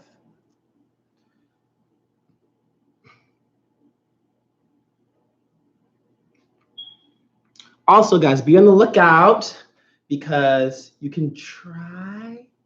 Like the time is the most important part because the thing is that certain planets change on certain days. For example, the moon changes signs every 2.5 days. So like if you could ask your parents, give me the best estimate, like because the houses is important. Like for example, if Melvin didn't know what time he was born, I wouldn't be able to tell his rising. What do you think about the Produce 48 thing, Rake? 48 thing. I think I'm going to talk about astrology this entire live chat, so don't ask. 1996, B-Day times. Okay. And then also, guys, be on the lookout. So I have a video coming out that's going to be analyzing some of the people idols this year. My first couple of videos are going to be analyzing Wonho's birth chart. I'm going to be analyzing Sully and Hara's birth charts as well. A little fun fact, April 6th, 1996? April 9th, 1996, 6 a.m. Philippines. What part of the Philippines? What part of the Philippines? What city?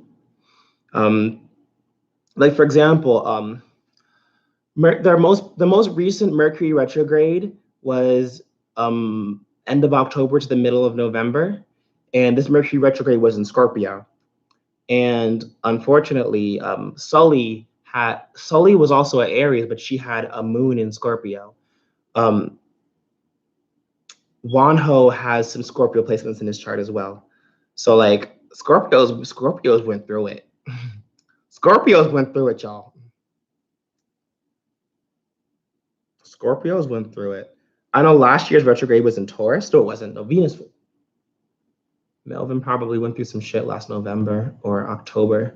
November, he probably went through some shit. And then this July probably went through some shit as well. I don't know.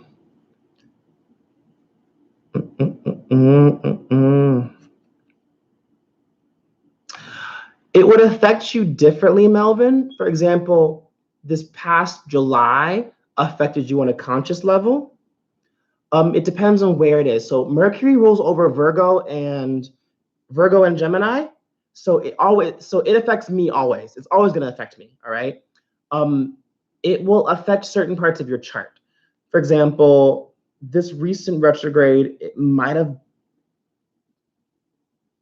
brought up maybe some sexual trauma for you, or maybe just some trauma that involves like, what's the fifth house again? I keep forgetting the fifth house. Fifth house astrology. Something from your childhood. So enjoy creativity, entertainment, like the fifth house, something with your fifth house. That's what this most recent retrograde was. This past July was also a retrograde for you.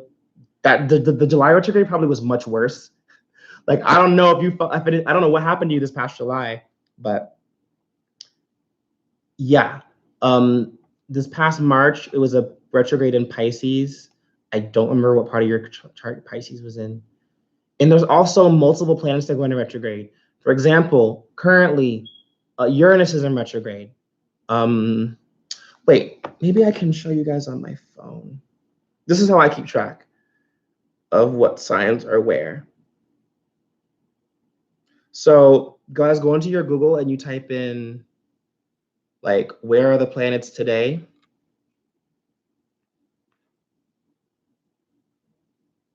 I hope y'all can see this. Can y'all see that? Okay.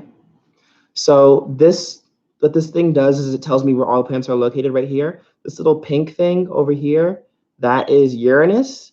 And when you see a planet that has a pink ring on it, that means it's in retrograde. All right. The sun is right here, so it's about to go into Sagittarius. Saturn and Pluto and Jupiter and Venus are over here. Mars is right here, I think. Well, that's Neptune. I'm saying that's Neptune. Neptune is right there. Oop, I hit the wrong button. Oops. Stuff like that. Retrograde is not bad. It's just a point in time where you have to reflect on some things. It means that there's a part of your life that needs to be thought. There's a part of your life that we have to like reflect. Retrograde is review, reflect, and review, revisit, reflect, and then see what you learn from it. Like, it might affect you differently if you were born during a retrograde, because if you were born during a retrograde, it'll affect you differently from somebody who was not born during a retrograde. I was born in Olaga, I don't know how to say that. Olonga, Allah Akbar. Let me stop.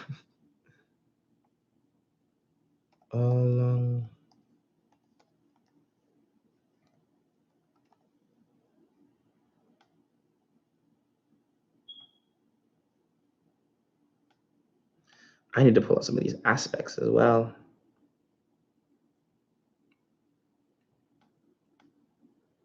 Gonna pull April 9, 1986 a.m. Philippines. Let me pull up your Juno.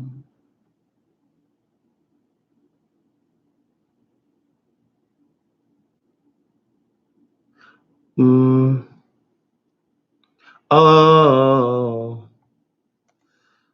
I'm hungry. Do I want chicken nuggets?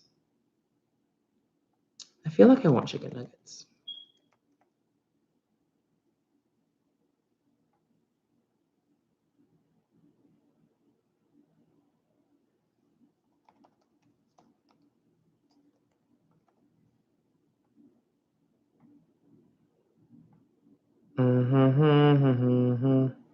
Pulling it up and I'm pulling it up.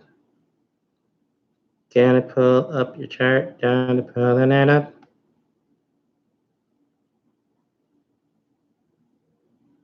Of course it is. Of course it is. Of course. Interesting.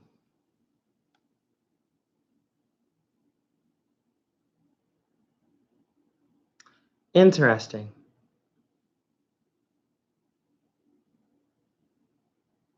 Your chart's interesting. Okay. You are just like Melvin. Your rising is your rising is an Aries and your sun is an Aries. Difference though. So Aries is a cardinal sign. Unlike Leo, Aries is not a stubborn ass motherfucker. All right. You have your stubborn ways about you, Lorenzo, but you are not as stubborn as Melvin is. All right.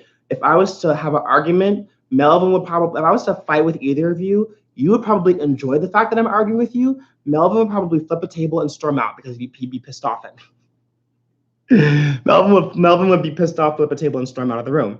All right. So your first house is in Aries. All right. Your first house Aries, and Aries rules the first house. So you're exalted actually. Wait a minute.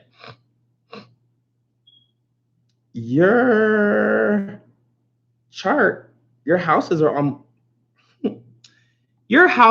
exactly in the order they need to be, which means houses 1 through 12, your first house is in Aries, so your rising is in Aries. That means your second house is in Taurus, third house is in Gemini, fourth house is in Cancer, fifth house is in Leo, sixth house is in Virgo. These are all the original houses. So basically, like, you have the traditional zodiac chart. Like, your chart is in order. Like, it's not weird. Like, it's not weird like Melvin's is. Melvin's is like so much Aquarius, and I honestly do not like Aquarius people, right? But so you are impulsive, very impulsive. Aries think with the head. They are very impulsive thinkers. I will also say that means you can sometimes, where is it? Nothing in your sixth house. Sometimes that can get you into situations where like people are scared of you. Not necessarily because like you're a bad person. It's just that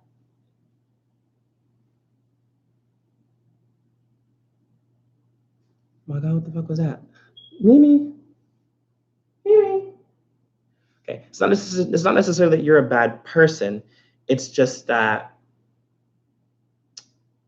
there are people who don't rely on their instincts as much as you do. Like they're like Melvin. Like I'm gonna compare you to Melvin a lot. Like Melvin might enjoy a little debate here and there, but Melvin will probably get annoyed. You like a good fight. Like between Melvin, JV, and Lorenzo, the person that gets off the most on arguing with people is probably Lorenzo. All right. JV just enjoys messing with people, like just fucking with them. Whereas like Lorenzo prefers actually like square up, son. Like there's a difference. Like JV is the kind of dude who will tease someone and then get punched because he wasn't thinking about what he was saying before he said it. Lorenzo will say what he said and then defend what he said because he said what he said. All right. Like between all three of you, Lorenzo's gonna be the most realist. What I'm saying. The other two, Jay-Z's too much of a little bitch. Melvin's too full of himself. And Lorenzo's just very. I said what I said when I meant it when I said it. Like you won't see him change his mind that often. Quick tempered, very quick tempered. Makes a lot of impulsive decisions to the point where sometimes his biggest regret, not like regret, but sometimes he finds himself in situations where he feels like a dick because he did something or said something without thinking, and he unintentionally hurt somebody. All right, he someone who he wasn't intending to hurt got hurt, and then he feels regret. The only time you will ever see Lorenzo back off of what he said is if someone that he did not mean to hurt gets hurt in the process. All right.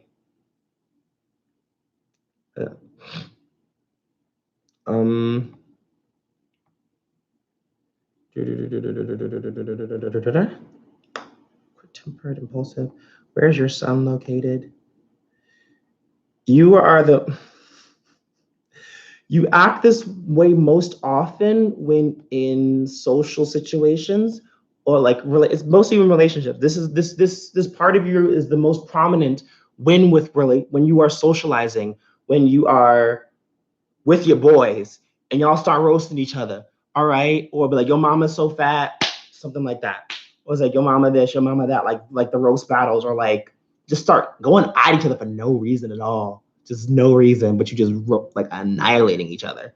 All right. Stuff like that. Like that's where it's the most prominent. All right. That is like the most prominent. It's also weird because it's like you're impulsive, but you're not dumb. All right. Fun fact. Even though JV is the oldest one of you three, I'm gonna call y'all. I don't know what I'm gonna call y'all of the three stooges: Melvin, JV, and Lorenzo. Those are my three stooges. Even though JV is the oldest, Lorenzo is the most emotionally mature because he has that moon in Sagittarius, and Sagittarius is the oldest of between. I can't remember what JV's moon was, but wait. I don't. Never mind. Let me rephrase. Not emotionally mature. He's the most emotionally philosophical. JV is more of a daydreamer. He more daydreams about La La Land and dream fantasies and shit, stuff that's probably not realistic. Lorenzo will probably sit there and figure out different ways to level up in his life. Like the main difference between Pisces and Sagittarius is that Pisces is the motherfuckers over here dreaming about shit that ain't never gonna happen because he gonna die tomorrow. Sagittarius is actually gonna sit there try to move forward. Like basically Lorenzo has that DJ Khaled energy. Like Lorenzo out here making beats and then like finding a girl and then like saying like, I got you, sis. I got you. Lorenzo's that boy. He's that boyfriend that can I explain? Let me not go on a tangent here. Let me slow down. All right. So moon and Sag. I have a moon and Sag. Lorenzo expresses himself emotionally on a philosophical level. All right. You will bond with Lorenzo the best in deep conversations. All right. Yeah, he's impulsive, but he's not stupid. All right. One thing you have to think, like Lorenzo, yes, he's impulsive. He's quick tempered. He'll fight you in a second, but he's not stupid. He's not stupid. Like he will. There's a lot of shit going on up here in that brain of his. He just doesn't use it when he doesn't feel like it. All right. Light in Lorenzo's voice. Like he's like, it's like, yo, like I know I'm impulsive and shit, but like I'm not stupid, bruh. I actually like sit down and I think about what I want to do with my life. Like I'm not stupid, bruh. Like,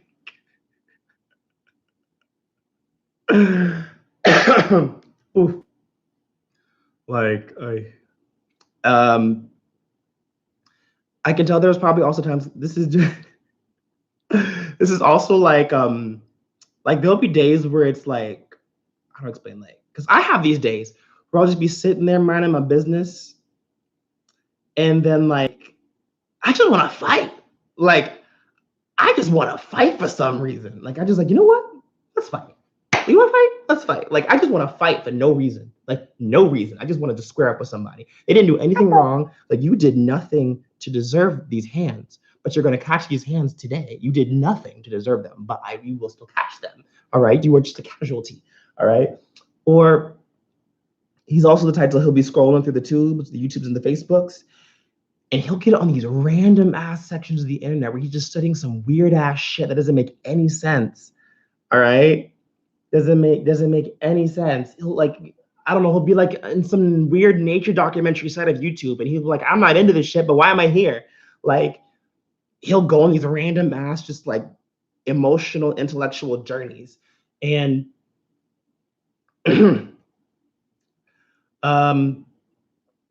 sorry, I got sick these past few days, so like my voice is a bit Where can I cool my voice down? And his sun and his moon are Leo, Virgo, like his sun and his moon, like different, like his sun and his moon are very emotionally connected. Like, excuse me, Lorenzo is more in touch with his emotions than Melvin is, because his sun sign and his moon sign are both fire signs as it is. So he is more inclined to be a bit more confident with certain actions. The only time Lorenzo will ever really make a decision, the only time he'll ever really make a decision that he regrets is if someone who he didn't mean to hurt gets hurt in the process. Otherwise, he does not give a fuck. All right. Like if he's I don't know, at the batting cage and he's wants to hit let's say Lorenzo's at the batting cage and he makes it a plan that he's going to hit the ball so hard that it breaks the bat. But he hits the ball and it breaks the bat, and his girlfriend gets a chunk of bat in her neck. Then he'll feel regret because he almost killed his girlfriend, you know? But if she doesn't get stabbed, he ain't gonna care who gets stabbed, as long as like he ain't gonna care. He's not if it's no one he cares about, then you should have got out the way. Like if you did it, like you should have got out the way. Shit like that. Like also Lorenzo likes telling stupid jokes. I know he likes to come at me for my jokes, but he likes to tell stupid jokes. Because Sagittarius people like to tell puns or dumb dad jokes.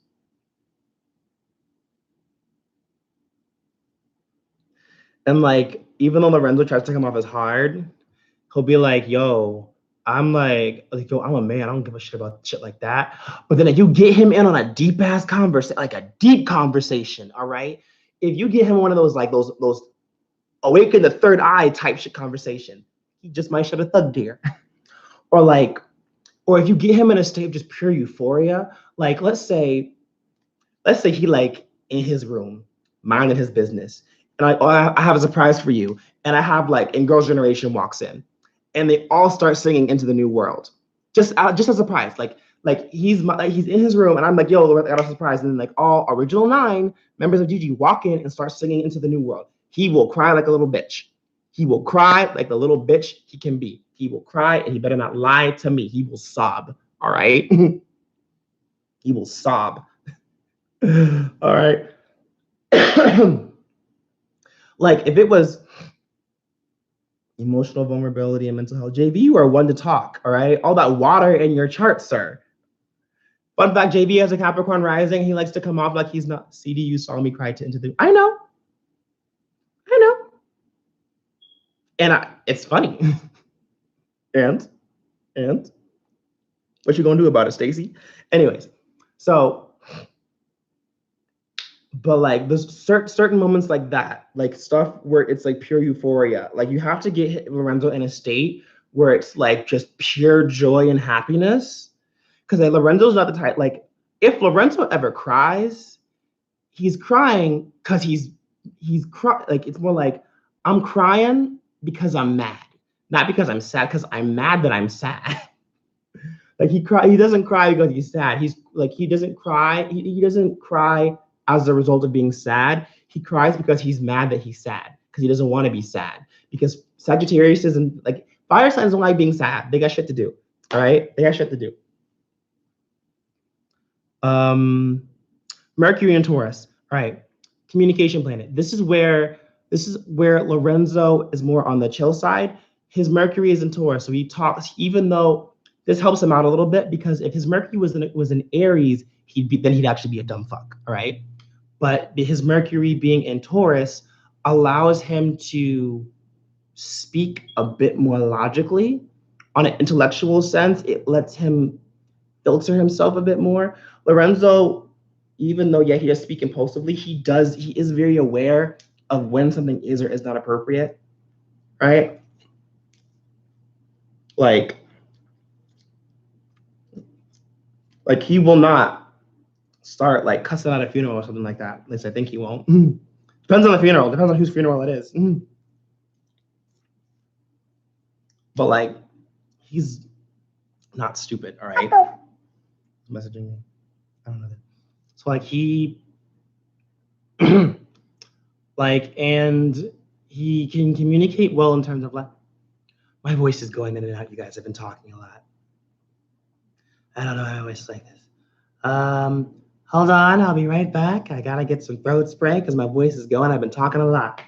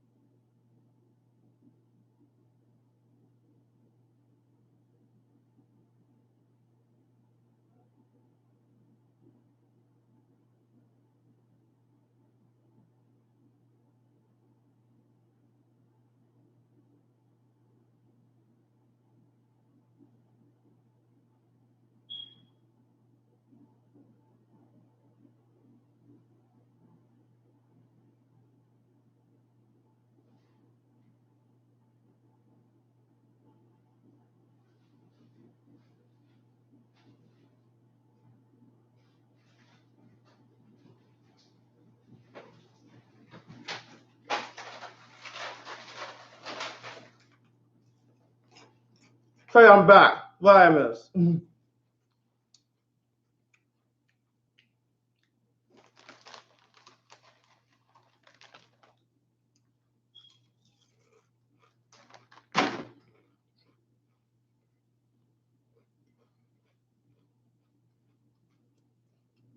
Oh, she's one of like at my university. They do this thing where they assign the freshmen, they assign the underclassmen to be mentored by upperclassmen, and they're called littles. She's like my granddaughter. Like she's my little. So, man. No, I'm not in a frat.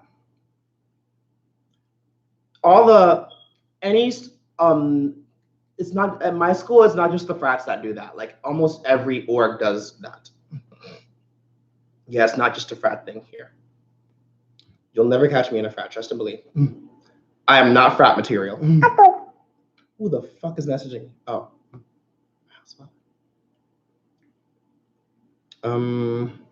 Okay. Fun thing. So it's weird because Lorenzo has this weird balance between being a kid and a grown ass man. Like it's really weird. Like I got a friend who goes to VCU. He's a pike. A pike. He's a fish. I'm an online student. We ain't got that. At VCU? The fuck? um, um, where's I going? Okay. So Aries is also represented by the baby. So like Lorenzo, it's so weird because Lorenzo has all these grown ass man qualities, but at the end of the day, Lorenzo is a child. He's an absolute child. All right. Like don't ever let Lorenzo gas himself up too much because at the end of the day, he's a child. All right. Like I feel like if and when Lorenzo does get into a dating situation, he goes from like I'm a man to just baby. All right. He becomes a baby, like a wee bitty baby. like I feel like his girlfriend, like I know he's okay. Melvin's the strong silent type. Lorenzo's like the loud, obnoxious one who like gets a cold and then like dies. Like you know when the men in the house all get sick and they're like I'm dying, and their wives have to like revive them. It's like you're fine, you're fine. That's Lorenzo. He'll be the dramatic ass one who will be like I'm dying, I'm dying, I'm dying. You know, he'll actually be fine. He's just being dramatic because men are bitches when it comes to us getting sick. Another thing is that like his Saturn is also in Aries. This means that Lorenzo's very insecure. He doesn't like to admit it, but he's very insecure about a lot of things. And sometimes when he's all loud and obnoxious, it's his way of coping with his insecurities because he wants to try to hide them. All right, because he thinks that maybe if people laugh at me enough, they won't think I'm any less of a person. Or maybe he's making up for something else, I don't know. But here, Lorenzo's a lot more insecure than he's willing to let y'all know. For example, one of his biggest insecurities is the YouTube channel thing. I don't know. I won't even call that insecurities because he moved. I won't call that an insecurity because he moved on from it. But when he was doing YouTube, and you were comparing like Melvin, I forgot your channel name. I forgot the channel name. When it was all of us in that chat, and then Lorenzo's like, "Yeah, I'm doing reaction videos now," and then like you have those old videos of him speaking from the shadow realm, stuff like that. Like that's an example of an insecurity because at one point in time it's like, yo, why can't my videos be like this? Why can't my videos be like that? You know, why can't I be on this level? At the same time, though, that Sagittarius part of him doesn't made him get over that very quickly. Like, yeah, he probably was like upset that he couldn't be as like prosperous as he wanted to be because he could have got more girls that way. But he moved on. Like Lorenzo's not gonna harp on that too long, I think. Jams. Yeah, jams. I was like, I forgot what your channel name was called. What's it called again? But that's one example. Wait, where is Saturn at? See, Lorenzo's chart's easier to read because there's not much clashing. Like in your chart, Melvin, there's just a lot of Aquarius getting in the way. Saturn. Oh, Lorenzo's the most insecure when it comes to relationships. Making new friends and so getting a girlfriend and making new friends is the most thing that makes him the most insecure. That's what probably his biggest insecurity so far. He's probably good in everything else. Lorenzo, are you still here?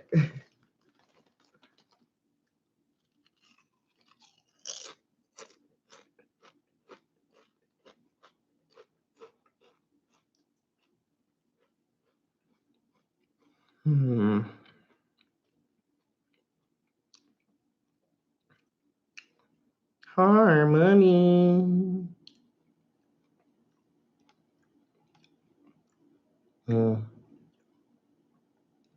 What is like the masculine and femininity ratio?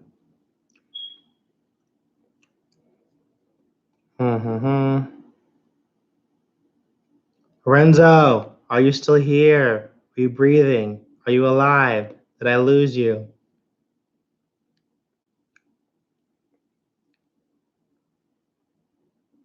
Because I can't read you if you're not here, friend.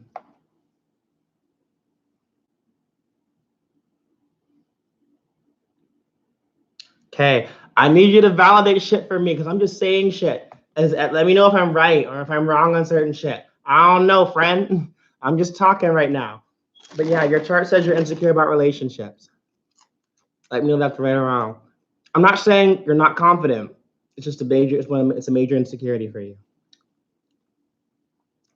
Like one prime example is I forgot the situation, but it was a situation.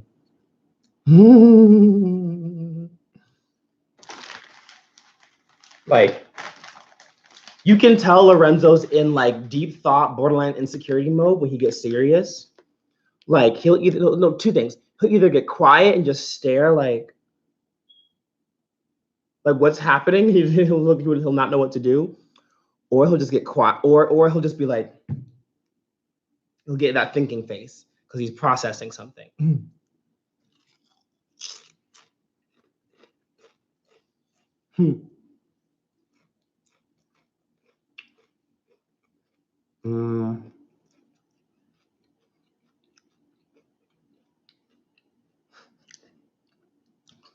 Venus in Gemini. So Venus in Gemini means that like Lorenzo is attracted to smart women. He does not want a relationship that's too dramatic, not something that can be taken too seriously. He wants a girl that he can just have fun with and just be chill with. Like he's one of those motherfuckers who wants to treat you like a girlfriend but not call you his girlfriend.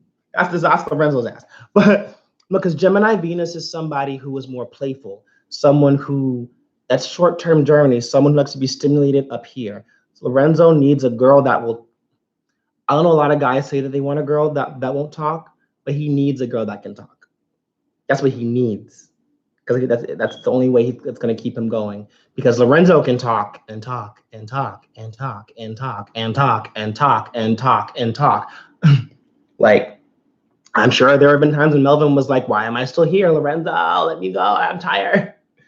And Lorenzo's just going and going and going and going and going and going and going. And so Lorenzo probably had some headaches, some certain maybe anxiety headaches, I'm guessing here.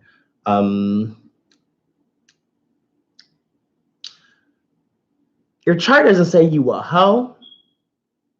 Good. Okay. Just making sure. Your chart's not saying you a hoe.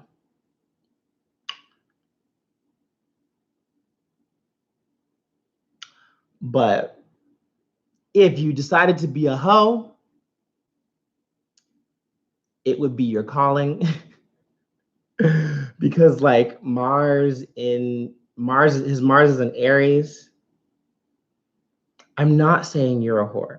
I'm saying if you wanted to be, it would be very normal for you. Because your Mars is in Aries. This means you're quick-tempered.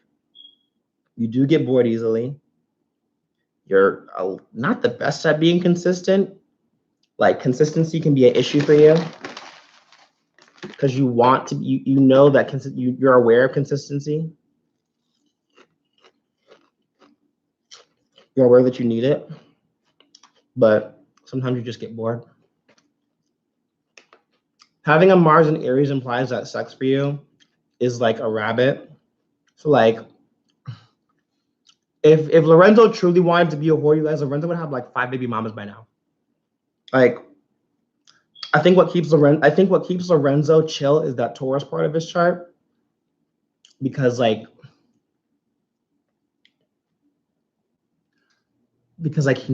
knows better. B, he has self-control. C, he's not emotional. Yeah, he's aware of the consequences. So he could be a whore. Like in a weird way, he's the most non-fuckboyish. He's like one of those dudes. He's a fuckboy by personality, but not by actions. Like he has all the traits of a fuckboy, but he just don't do fuckboy things. Just funny.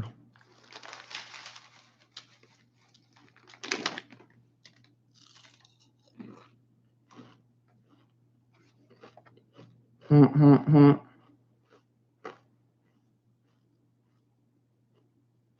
got a bill. Who?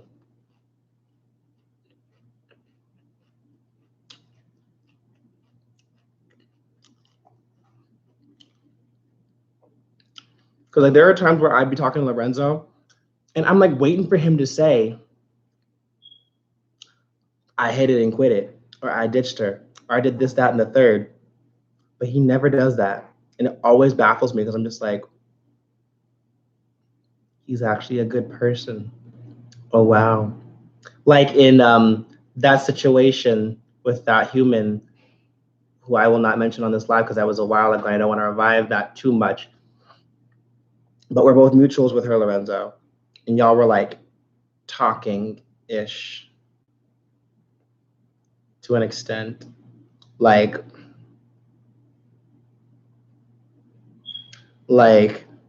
I don't remember you ever treating her badly. She lives in Hawaii or California. Hawaii or California? She's a West Coast girl. You never treated her badly. Like I was waiting for you to treat her badly, but you never did. So she was just like, oh wow. Oh wow. Oh wow. Like wow. He's not a bad person. That's wow. I don't like that. I don't like that. I don't like that. So I just saw something in your chart that I really don't like. I really don't like this shit. I really don't. Also, a perfect date for Lorenzo is dinner dates. A dinner date over nice conversation. And then something spontaneous. Dinner date, nice conversation, and spontaneous. That's what he needs.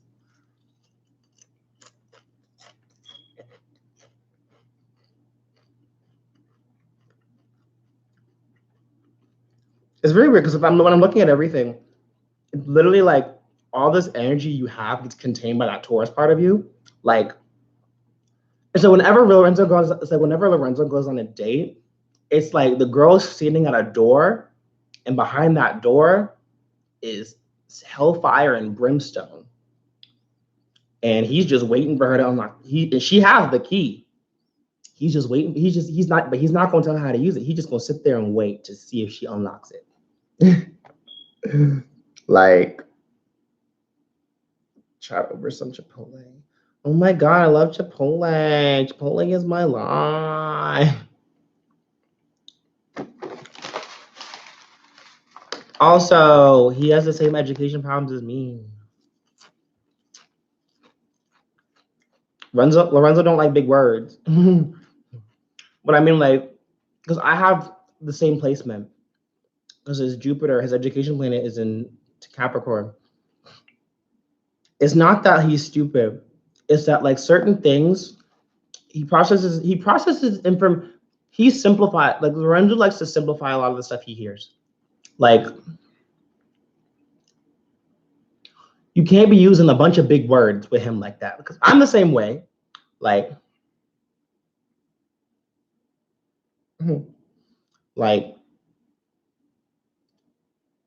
if you say like supercalifragilisticexpialidocious, he gonna take that and he processes it as Mary Poppins. Like you said all that, she's just like Mary Poppins. It's a game, boys and girls. Here's the thing though, Lorenzo likes the game though. Lorenzo does, I'm guessing Lorenzo's flirting. Lorenzo likes smart flirters. If you want to steal his heart, you have to directly flirt with him, which means you have to flirt with him in a way that's not direct, but he catches on.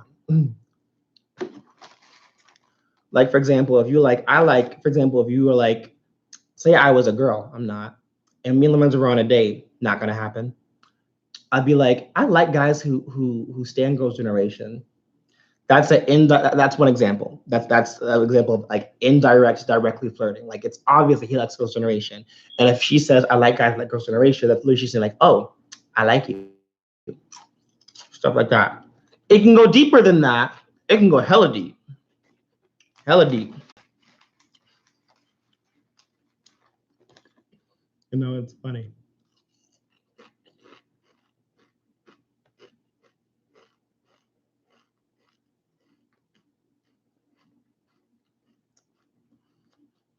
It's coming from the dude that likes to block people on social media just for the hell of it.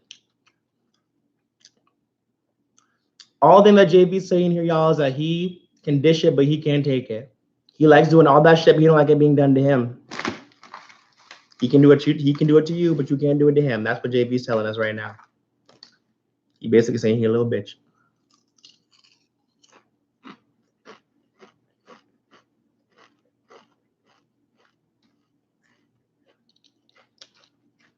Like, for any girls looking for a dude, if you make Lorenzo laugh, instant like you gotta do more than make him just laugh, but making him laugh is a good starting point. He's also Gen Z, but he's a little bit different. So he does stand out in many ways, but he doesn't have the same mindset as like Melvin, because Melvin's like, I want to start a revolution, I want to change the world, I want to do this, I want to do that. Like that's his Neptune, the dreams of changing the status quo. Whereas Renzo and I, we're both early on Gen Zs. So we do have a plan of changing the status quo, but not as dramatically as our other Gen Z friends want to do it.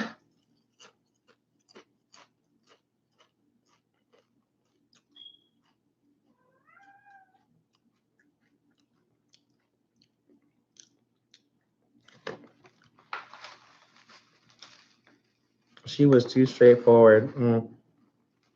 No, she was basically what he's saying is that she was straightforward and it gave him anxiety. He didn't know how to process it, so he dipped.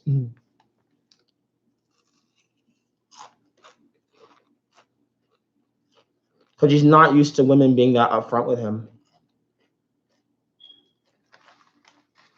Well, I'm the same way. It's not about them. Like if a guy come up to me and said he liked me, I'd be like, "Hello, block button."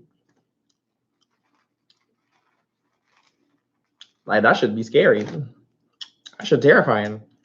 Like you'd be like, "Yeah, you cute," but don't just come up to me like that. You gotta take baby steps, because if you just come up to me, it's not that I don't like you, but you scare me.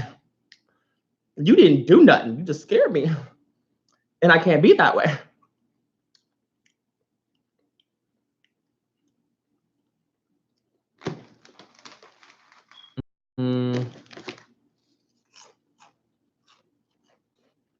His Neptune is in Capricorn though, so yeah, Lorenzo does want to change the world a little bit. He wants to change things up, but he wants to have a plan about it though. Like he wants to like he's not gonna be sitting there looking at you from the shadow realm. He's gonna be sitting there looking at you from his desk as like CEO or whatever job he gets or whatever.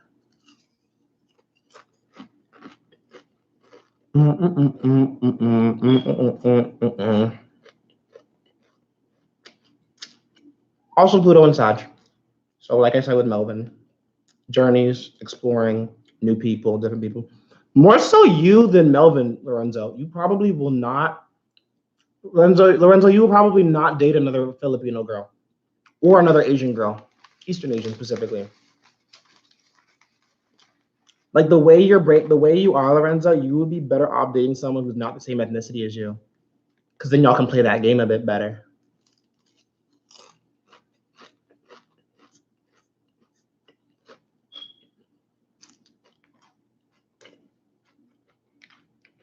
Honestly, no JV in the Carolinas, they be after black people like that. It be scaring me. Carolina boys, gay and straight, like black people, and it scares the hell out of me. It scares the hell out of me. It's not fetishizing. It's just like I hang out with a lot of kids from like I hang out with a lot of kids from near Nova, Northern Virginia, and they're all like Dairy Queen. They only like white girls, only like white boys. And then the further south I go, it's like white people don't exist. They only want to date black guys or black girls. I don't know how to feel about it sometimes, because I'm just like, the fuck? Do you know how many, like, fun fact, two guys that I've dated where one's dad was an ex-Klans member and the other grandpa was a KKK Grand Wizard. That's how deep this shit goes. Lorenzo's probably gonna date I could see Lorenzo walking up and pulling game on a black girl.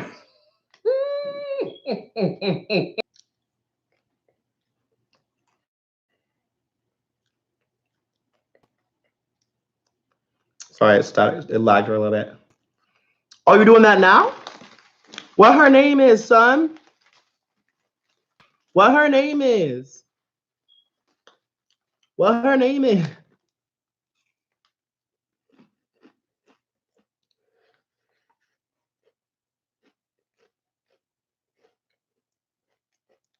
Here's the thing. Smart, like,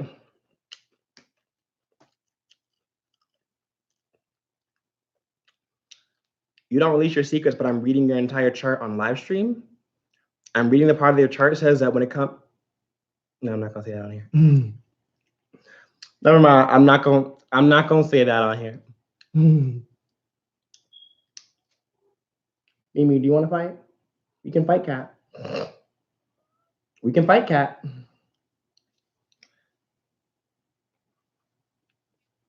The mame? She has a mame, y'all. She a lion. Nah, sing. Ooh. Mimi. Sing one, Mimi.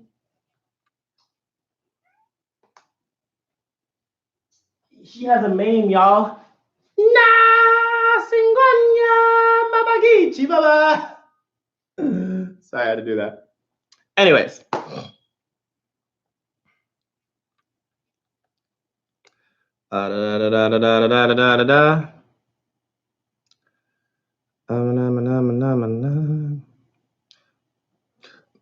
Lorenzo, what is?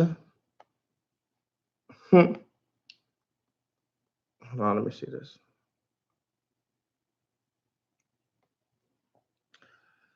You have some trauma when it comes to exploring, Lorenzo. And also like travel, specifically when it comes to like at some point in your life, there is some change in environment or change in your surroundings where you went somewhere. There's something that kind of fucked you up intellectually on an emotional level that you experienced. And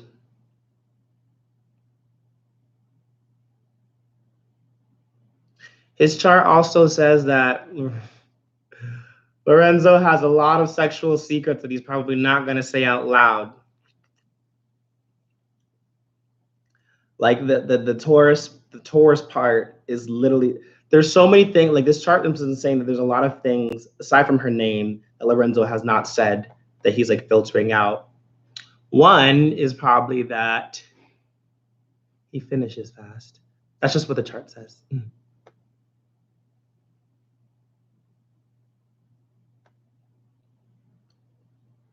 Yeah, that can do that. Yeah, it implied that there was a change in travel, a change in something changed that fucked you up traumatically. I don't know what happened, but it's in your Pluto.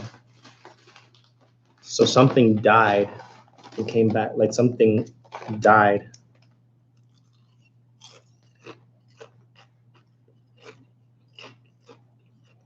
I don't know if you have to go through like, that was just me assuming stuff. Because most of the time, for example, people who have a lot of Aries energy are known for finishing fast, but going multiple rounds. Like, yeah, they finished in 5 minutes, but they can also go like 30 more rounds. And that by the end of it, you'll be more out than they will.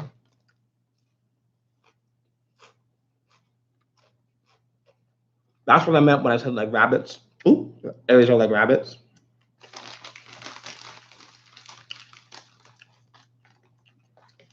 Mm-hmm.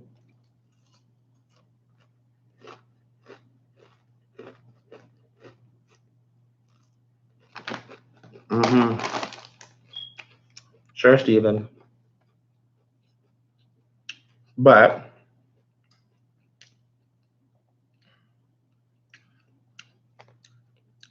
you're like, what, Jay-Z? JV? JV, you don't, what are you talking about? You don't get laid. Mhm. Anyways, so your Juno is weird. So you would be better off dating a musical girl. Like, your Juno's in Pisces, which is kind of weird because I would never have expected them to put that there.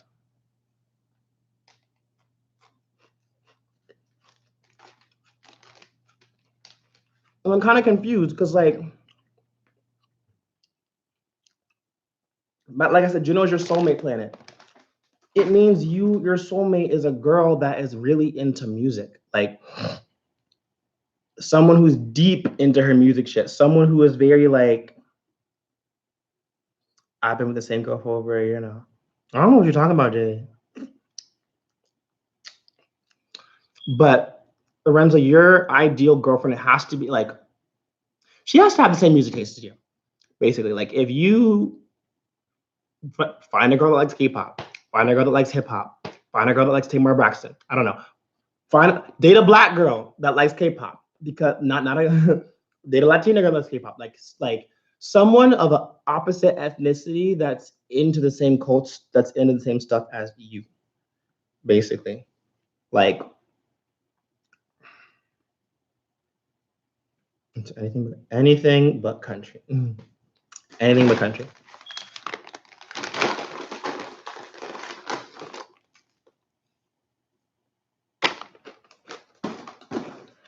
Country boy, wow. Yes, sir. Yes, sir. Y'all so annoying. Do I want McDonald's? No, I don't. Unless. Mm. Mm. Do I? Mm. Let's see. Let's see. Let's see. That's so weird. I don't like.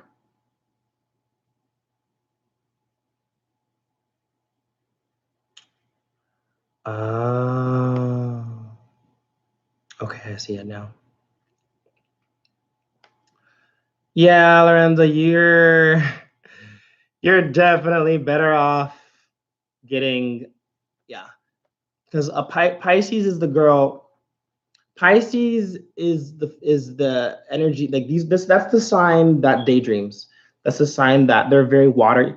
A watery girl that can get deep, like she can get deep in her emotions. At the same time, it's not interesting. That kind of makes sense as to why you're friends with me and JV, because JV has Pisces in his chart, and I'm a Virgo, and I'm the opposite of Pisces. So I can see how you get a little bit of Pisces energies from both of us. Because sometimes guys, they make friends with guys, they make friends with people that they want their girlfriend to be like. Like there are dudes who will literally go out there and find the guy version of the girl that they want. And so that way, like whenever they meet a girl, they compare her to their guy friend.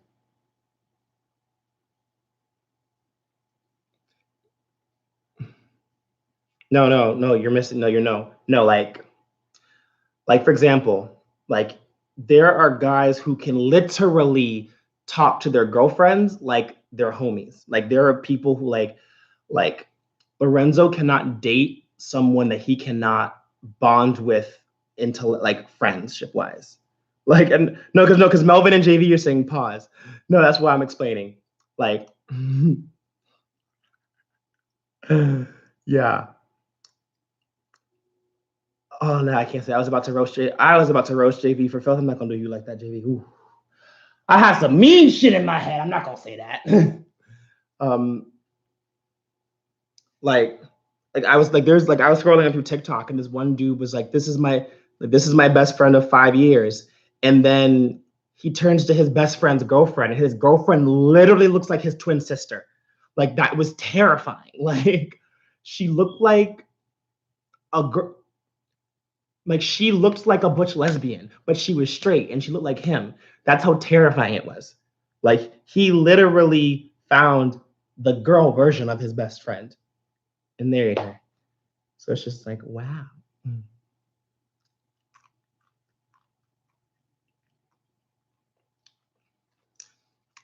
I'm gonna just say this: between everyone that I'm looking at so far, I think Lorenzo has a better. Well, I think Melvin, you already have a girlfriend, right? I think.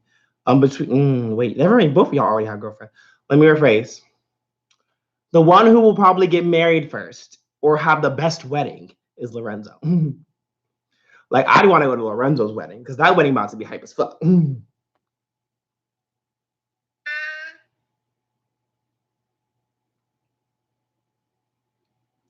I don't mean that in a mean way. I just mean that, like, I feel like, between Melvin has a lot of internal fighting going on. JV is emo as it is. Lorenzo is just like, I got a girl. I want to marry you. You smart. You're loyal. Like that's Lorenzo's energy right there.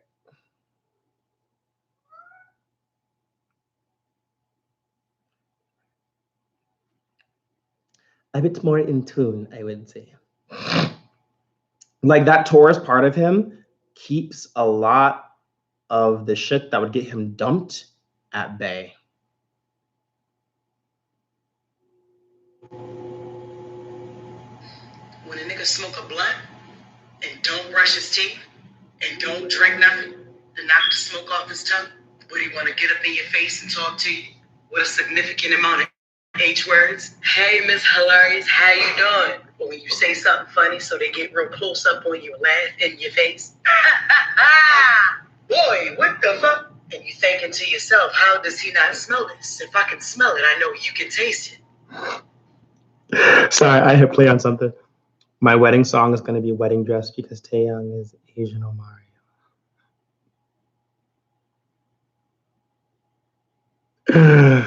I mean, Omarion and Taeyang both come from groups that have terrifying sex scandals. I'm gonna pull up in a Tom Ford 2-piece. So what you saying is we gonna ban Melvin from the wedding because he's gonna show up in some extra shit. Let me. I'm kidding.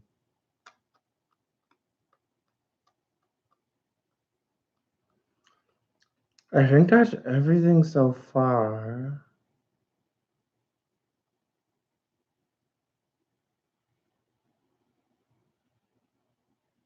Wait. You gotta have more than one wedding song. Wait. So at your wedding, Lorenzo, when you do the couples dance, I'm gonna be in the back singing Into the New World. So that way we can say that we saw you cry at least once.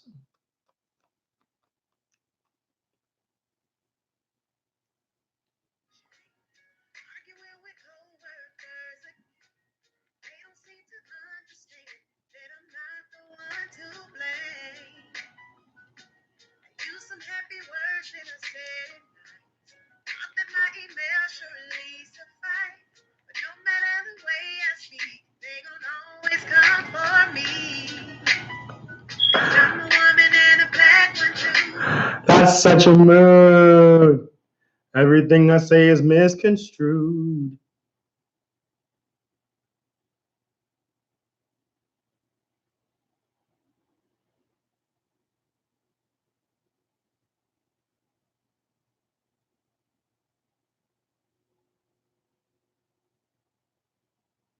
Oh, I'm still in love with you. Truth is. I think that's about everything, actually. Nothing like pops out to me that's like terrifying. Unless like maybe like I don't know if Lorenzo's ever used his money to manipulate people, but like I doubt it. Have you ever used your money to manipulate somebody, Lorenzo? Other than that, I don't think there's anything else for me to read. I think that's it. This life was long as hell. But that's okay. Anybody got any questions so far?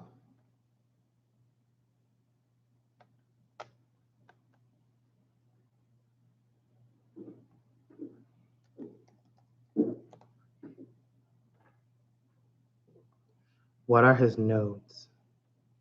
Oh, his north node is in basically Lorenzo. Even though you are Aries, you, and even though you do act impulsively, did I freeze? Did I freeze?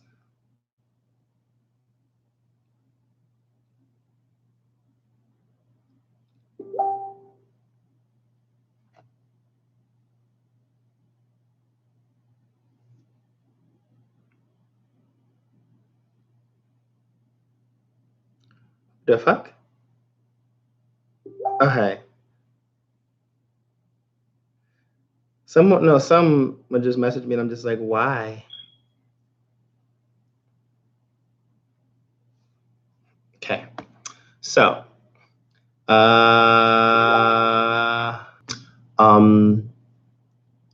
you also, what's in your sixth house?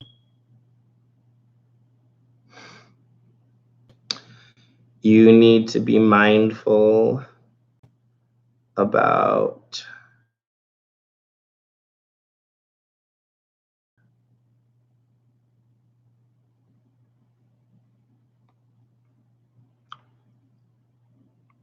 okay. So in your future, you have to be more mindful about your decisions. You can't like you basically saying like you have your north node is the same as mine. Basically, you can't do that shit no more. Like you can't act impulsively anymore in order to become a better person. Because even though you're at Aries, you like whenever I told you like whenever you like get in those days where you sit down, like whenever you get in that zone, where you're just like when you just sit there and you thinking, that will always get you the best outcome.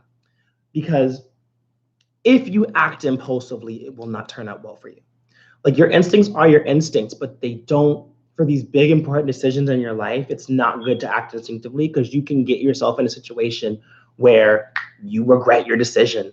All right. And the last thing you want to do is jump into something and then regret it and hurt a bunch more people than you actually are. So your north node in Libra just means that you need to weigh your options a lot more. You need to sit there and think. Like, if don't let anybody rush you. I will say this: don't be like Melvin, because Melvin's Taurus energy is so strong to the point where it's causing him issues. Your Taurus energy is just enough because it's making you think before you act. Or I'm not roasting you, Melvin. I'm just saying, like, you're Aries, but your Aries energy, Lorenzo, is so powerful that it's holding you back.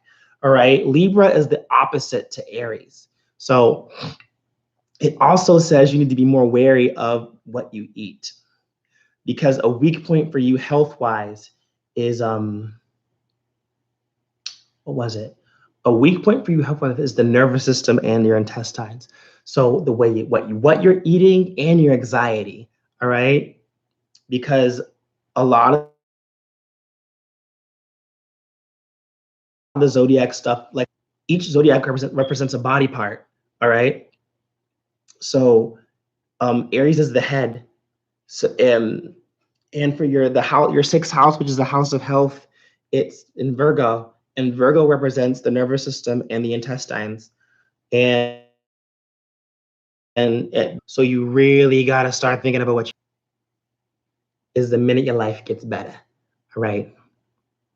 Melvin, I forgot what your thing was in. I forgot what yours was in, Melvin. I'm sorry. Because it might, like, some of these charts will tell you when you're gonna die or what's the best way to avoid death.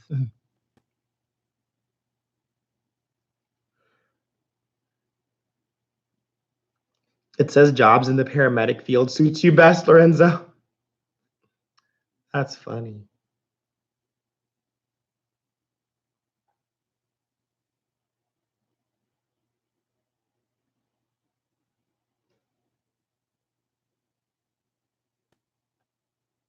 Well, I don't know. Maybe you should be a nurse, Lorenzo. Or like a medical assistant. I couldn't have you as my doctor because I feel like you would cuss me out. That would be the Lorenzo would be the meanest doctor ever. Can I just say that would be he'd be a mean ass doctor.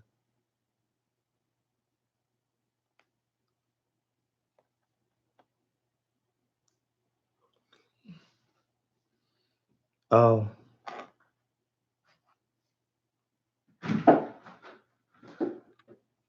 Mimi, if you don't calm your cat ass down.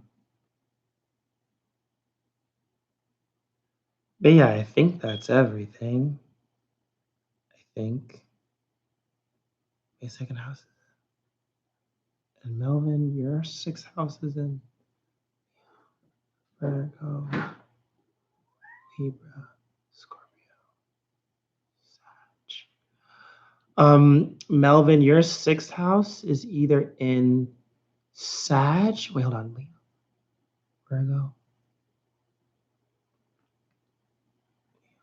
Virgo,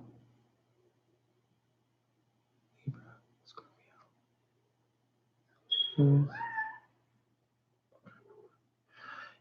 Melvin, your her pull what thing up? What thing up? Your 6th house is either in Sagittarius or it's in Capricorn. So something with either the thighs or the joints, which is your health issue. It'll either be the thighs or the joints. It'll either be something in your thighs or something in your joints and in your bones. Because if your 6th house is in Capricorn, Melvin, then that means that joints and bone problems. If it's in Sagittarius, then the thighs, but I don't know what. Maybe circulation or something, but something with the bones in your joints. I'm guessing here, but like it's one of those two. So you should definitely eat stuff that's more like healthy for your arthritis or something. I don't know. Like people with Capricorns, with certain Capricorn placements tend to have bad knees. Also, it also can affect your heart because Leo represents the heart. Leo, Leo represents the heart. Oh, and your teeth. Oh, I mean, mistake. Capricorn also represents the teeth. Capricorn also represents the teeth as well. So, got to be careful. Brush your teeth. Take care of everything because, like, if you're a Leo, then like that, like I think yours is the heart, if I'm correct. Leo's body part's the heart. If you take care of all that extra shit, you'll feel better. All right. No, because this stuff is important. It gives you like some charts will literally tell you how you're gonna die. Like my friend's chart told her that she was gonna die overseas while she's traveling. We've lost every day out here. So it's like you have to either take care of your bones, take care of your joints, take care of your heart.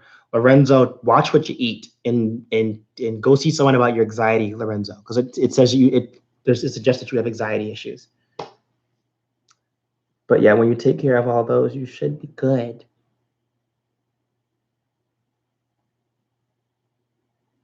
Like sometimes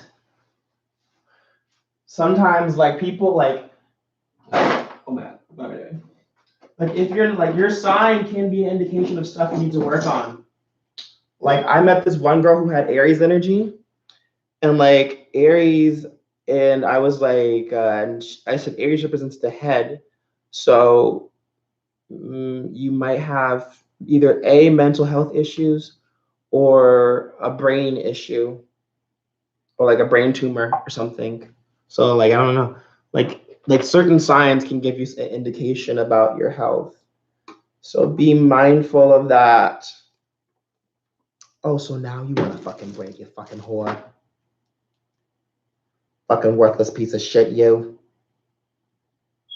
Got me all the way up here, acting a fool. And for what? Nothing?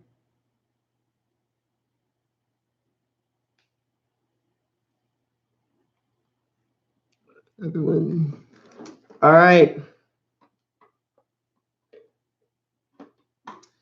Is that everything everybody needs? Any questions or concerns? That should be enough readings for today. Unless anybody wants to pay me to give any more, I'm still taking payments.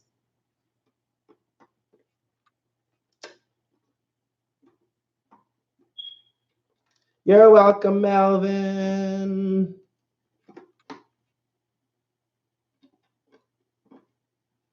Anyone else have any questions? I'm trying to open this thing. Oh my God.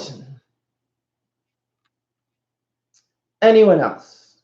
Let me know. If you don't open, I swear to God, trading gods for the rest of your life. I will end your entire existence on this day. It was nice again. I guess I'll head out too. Everyone, go to sleep. Go to sleep. And everyone, take your vitamins and sleep well. Okay. Bye.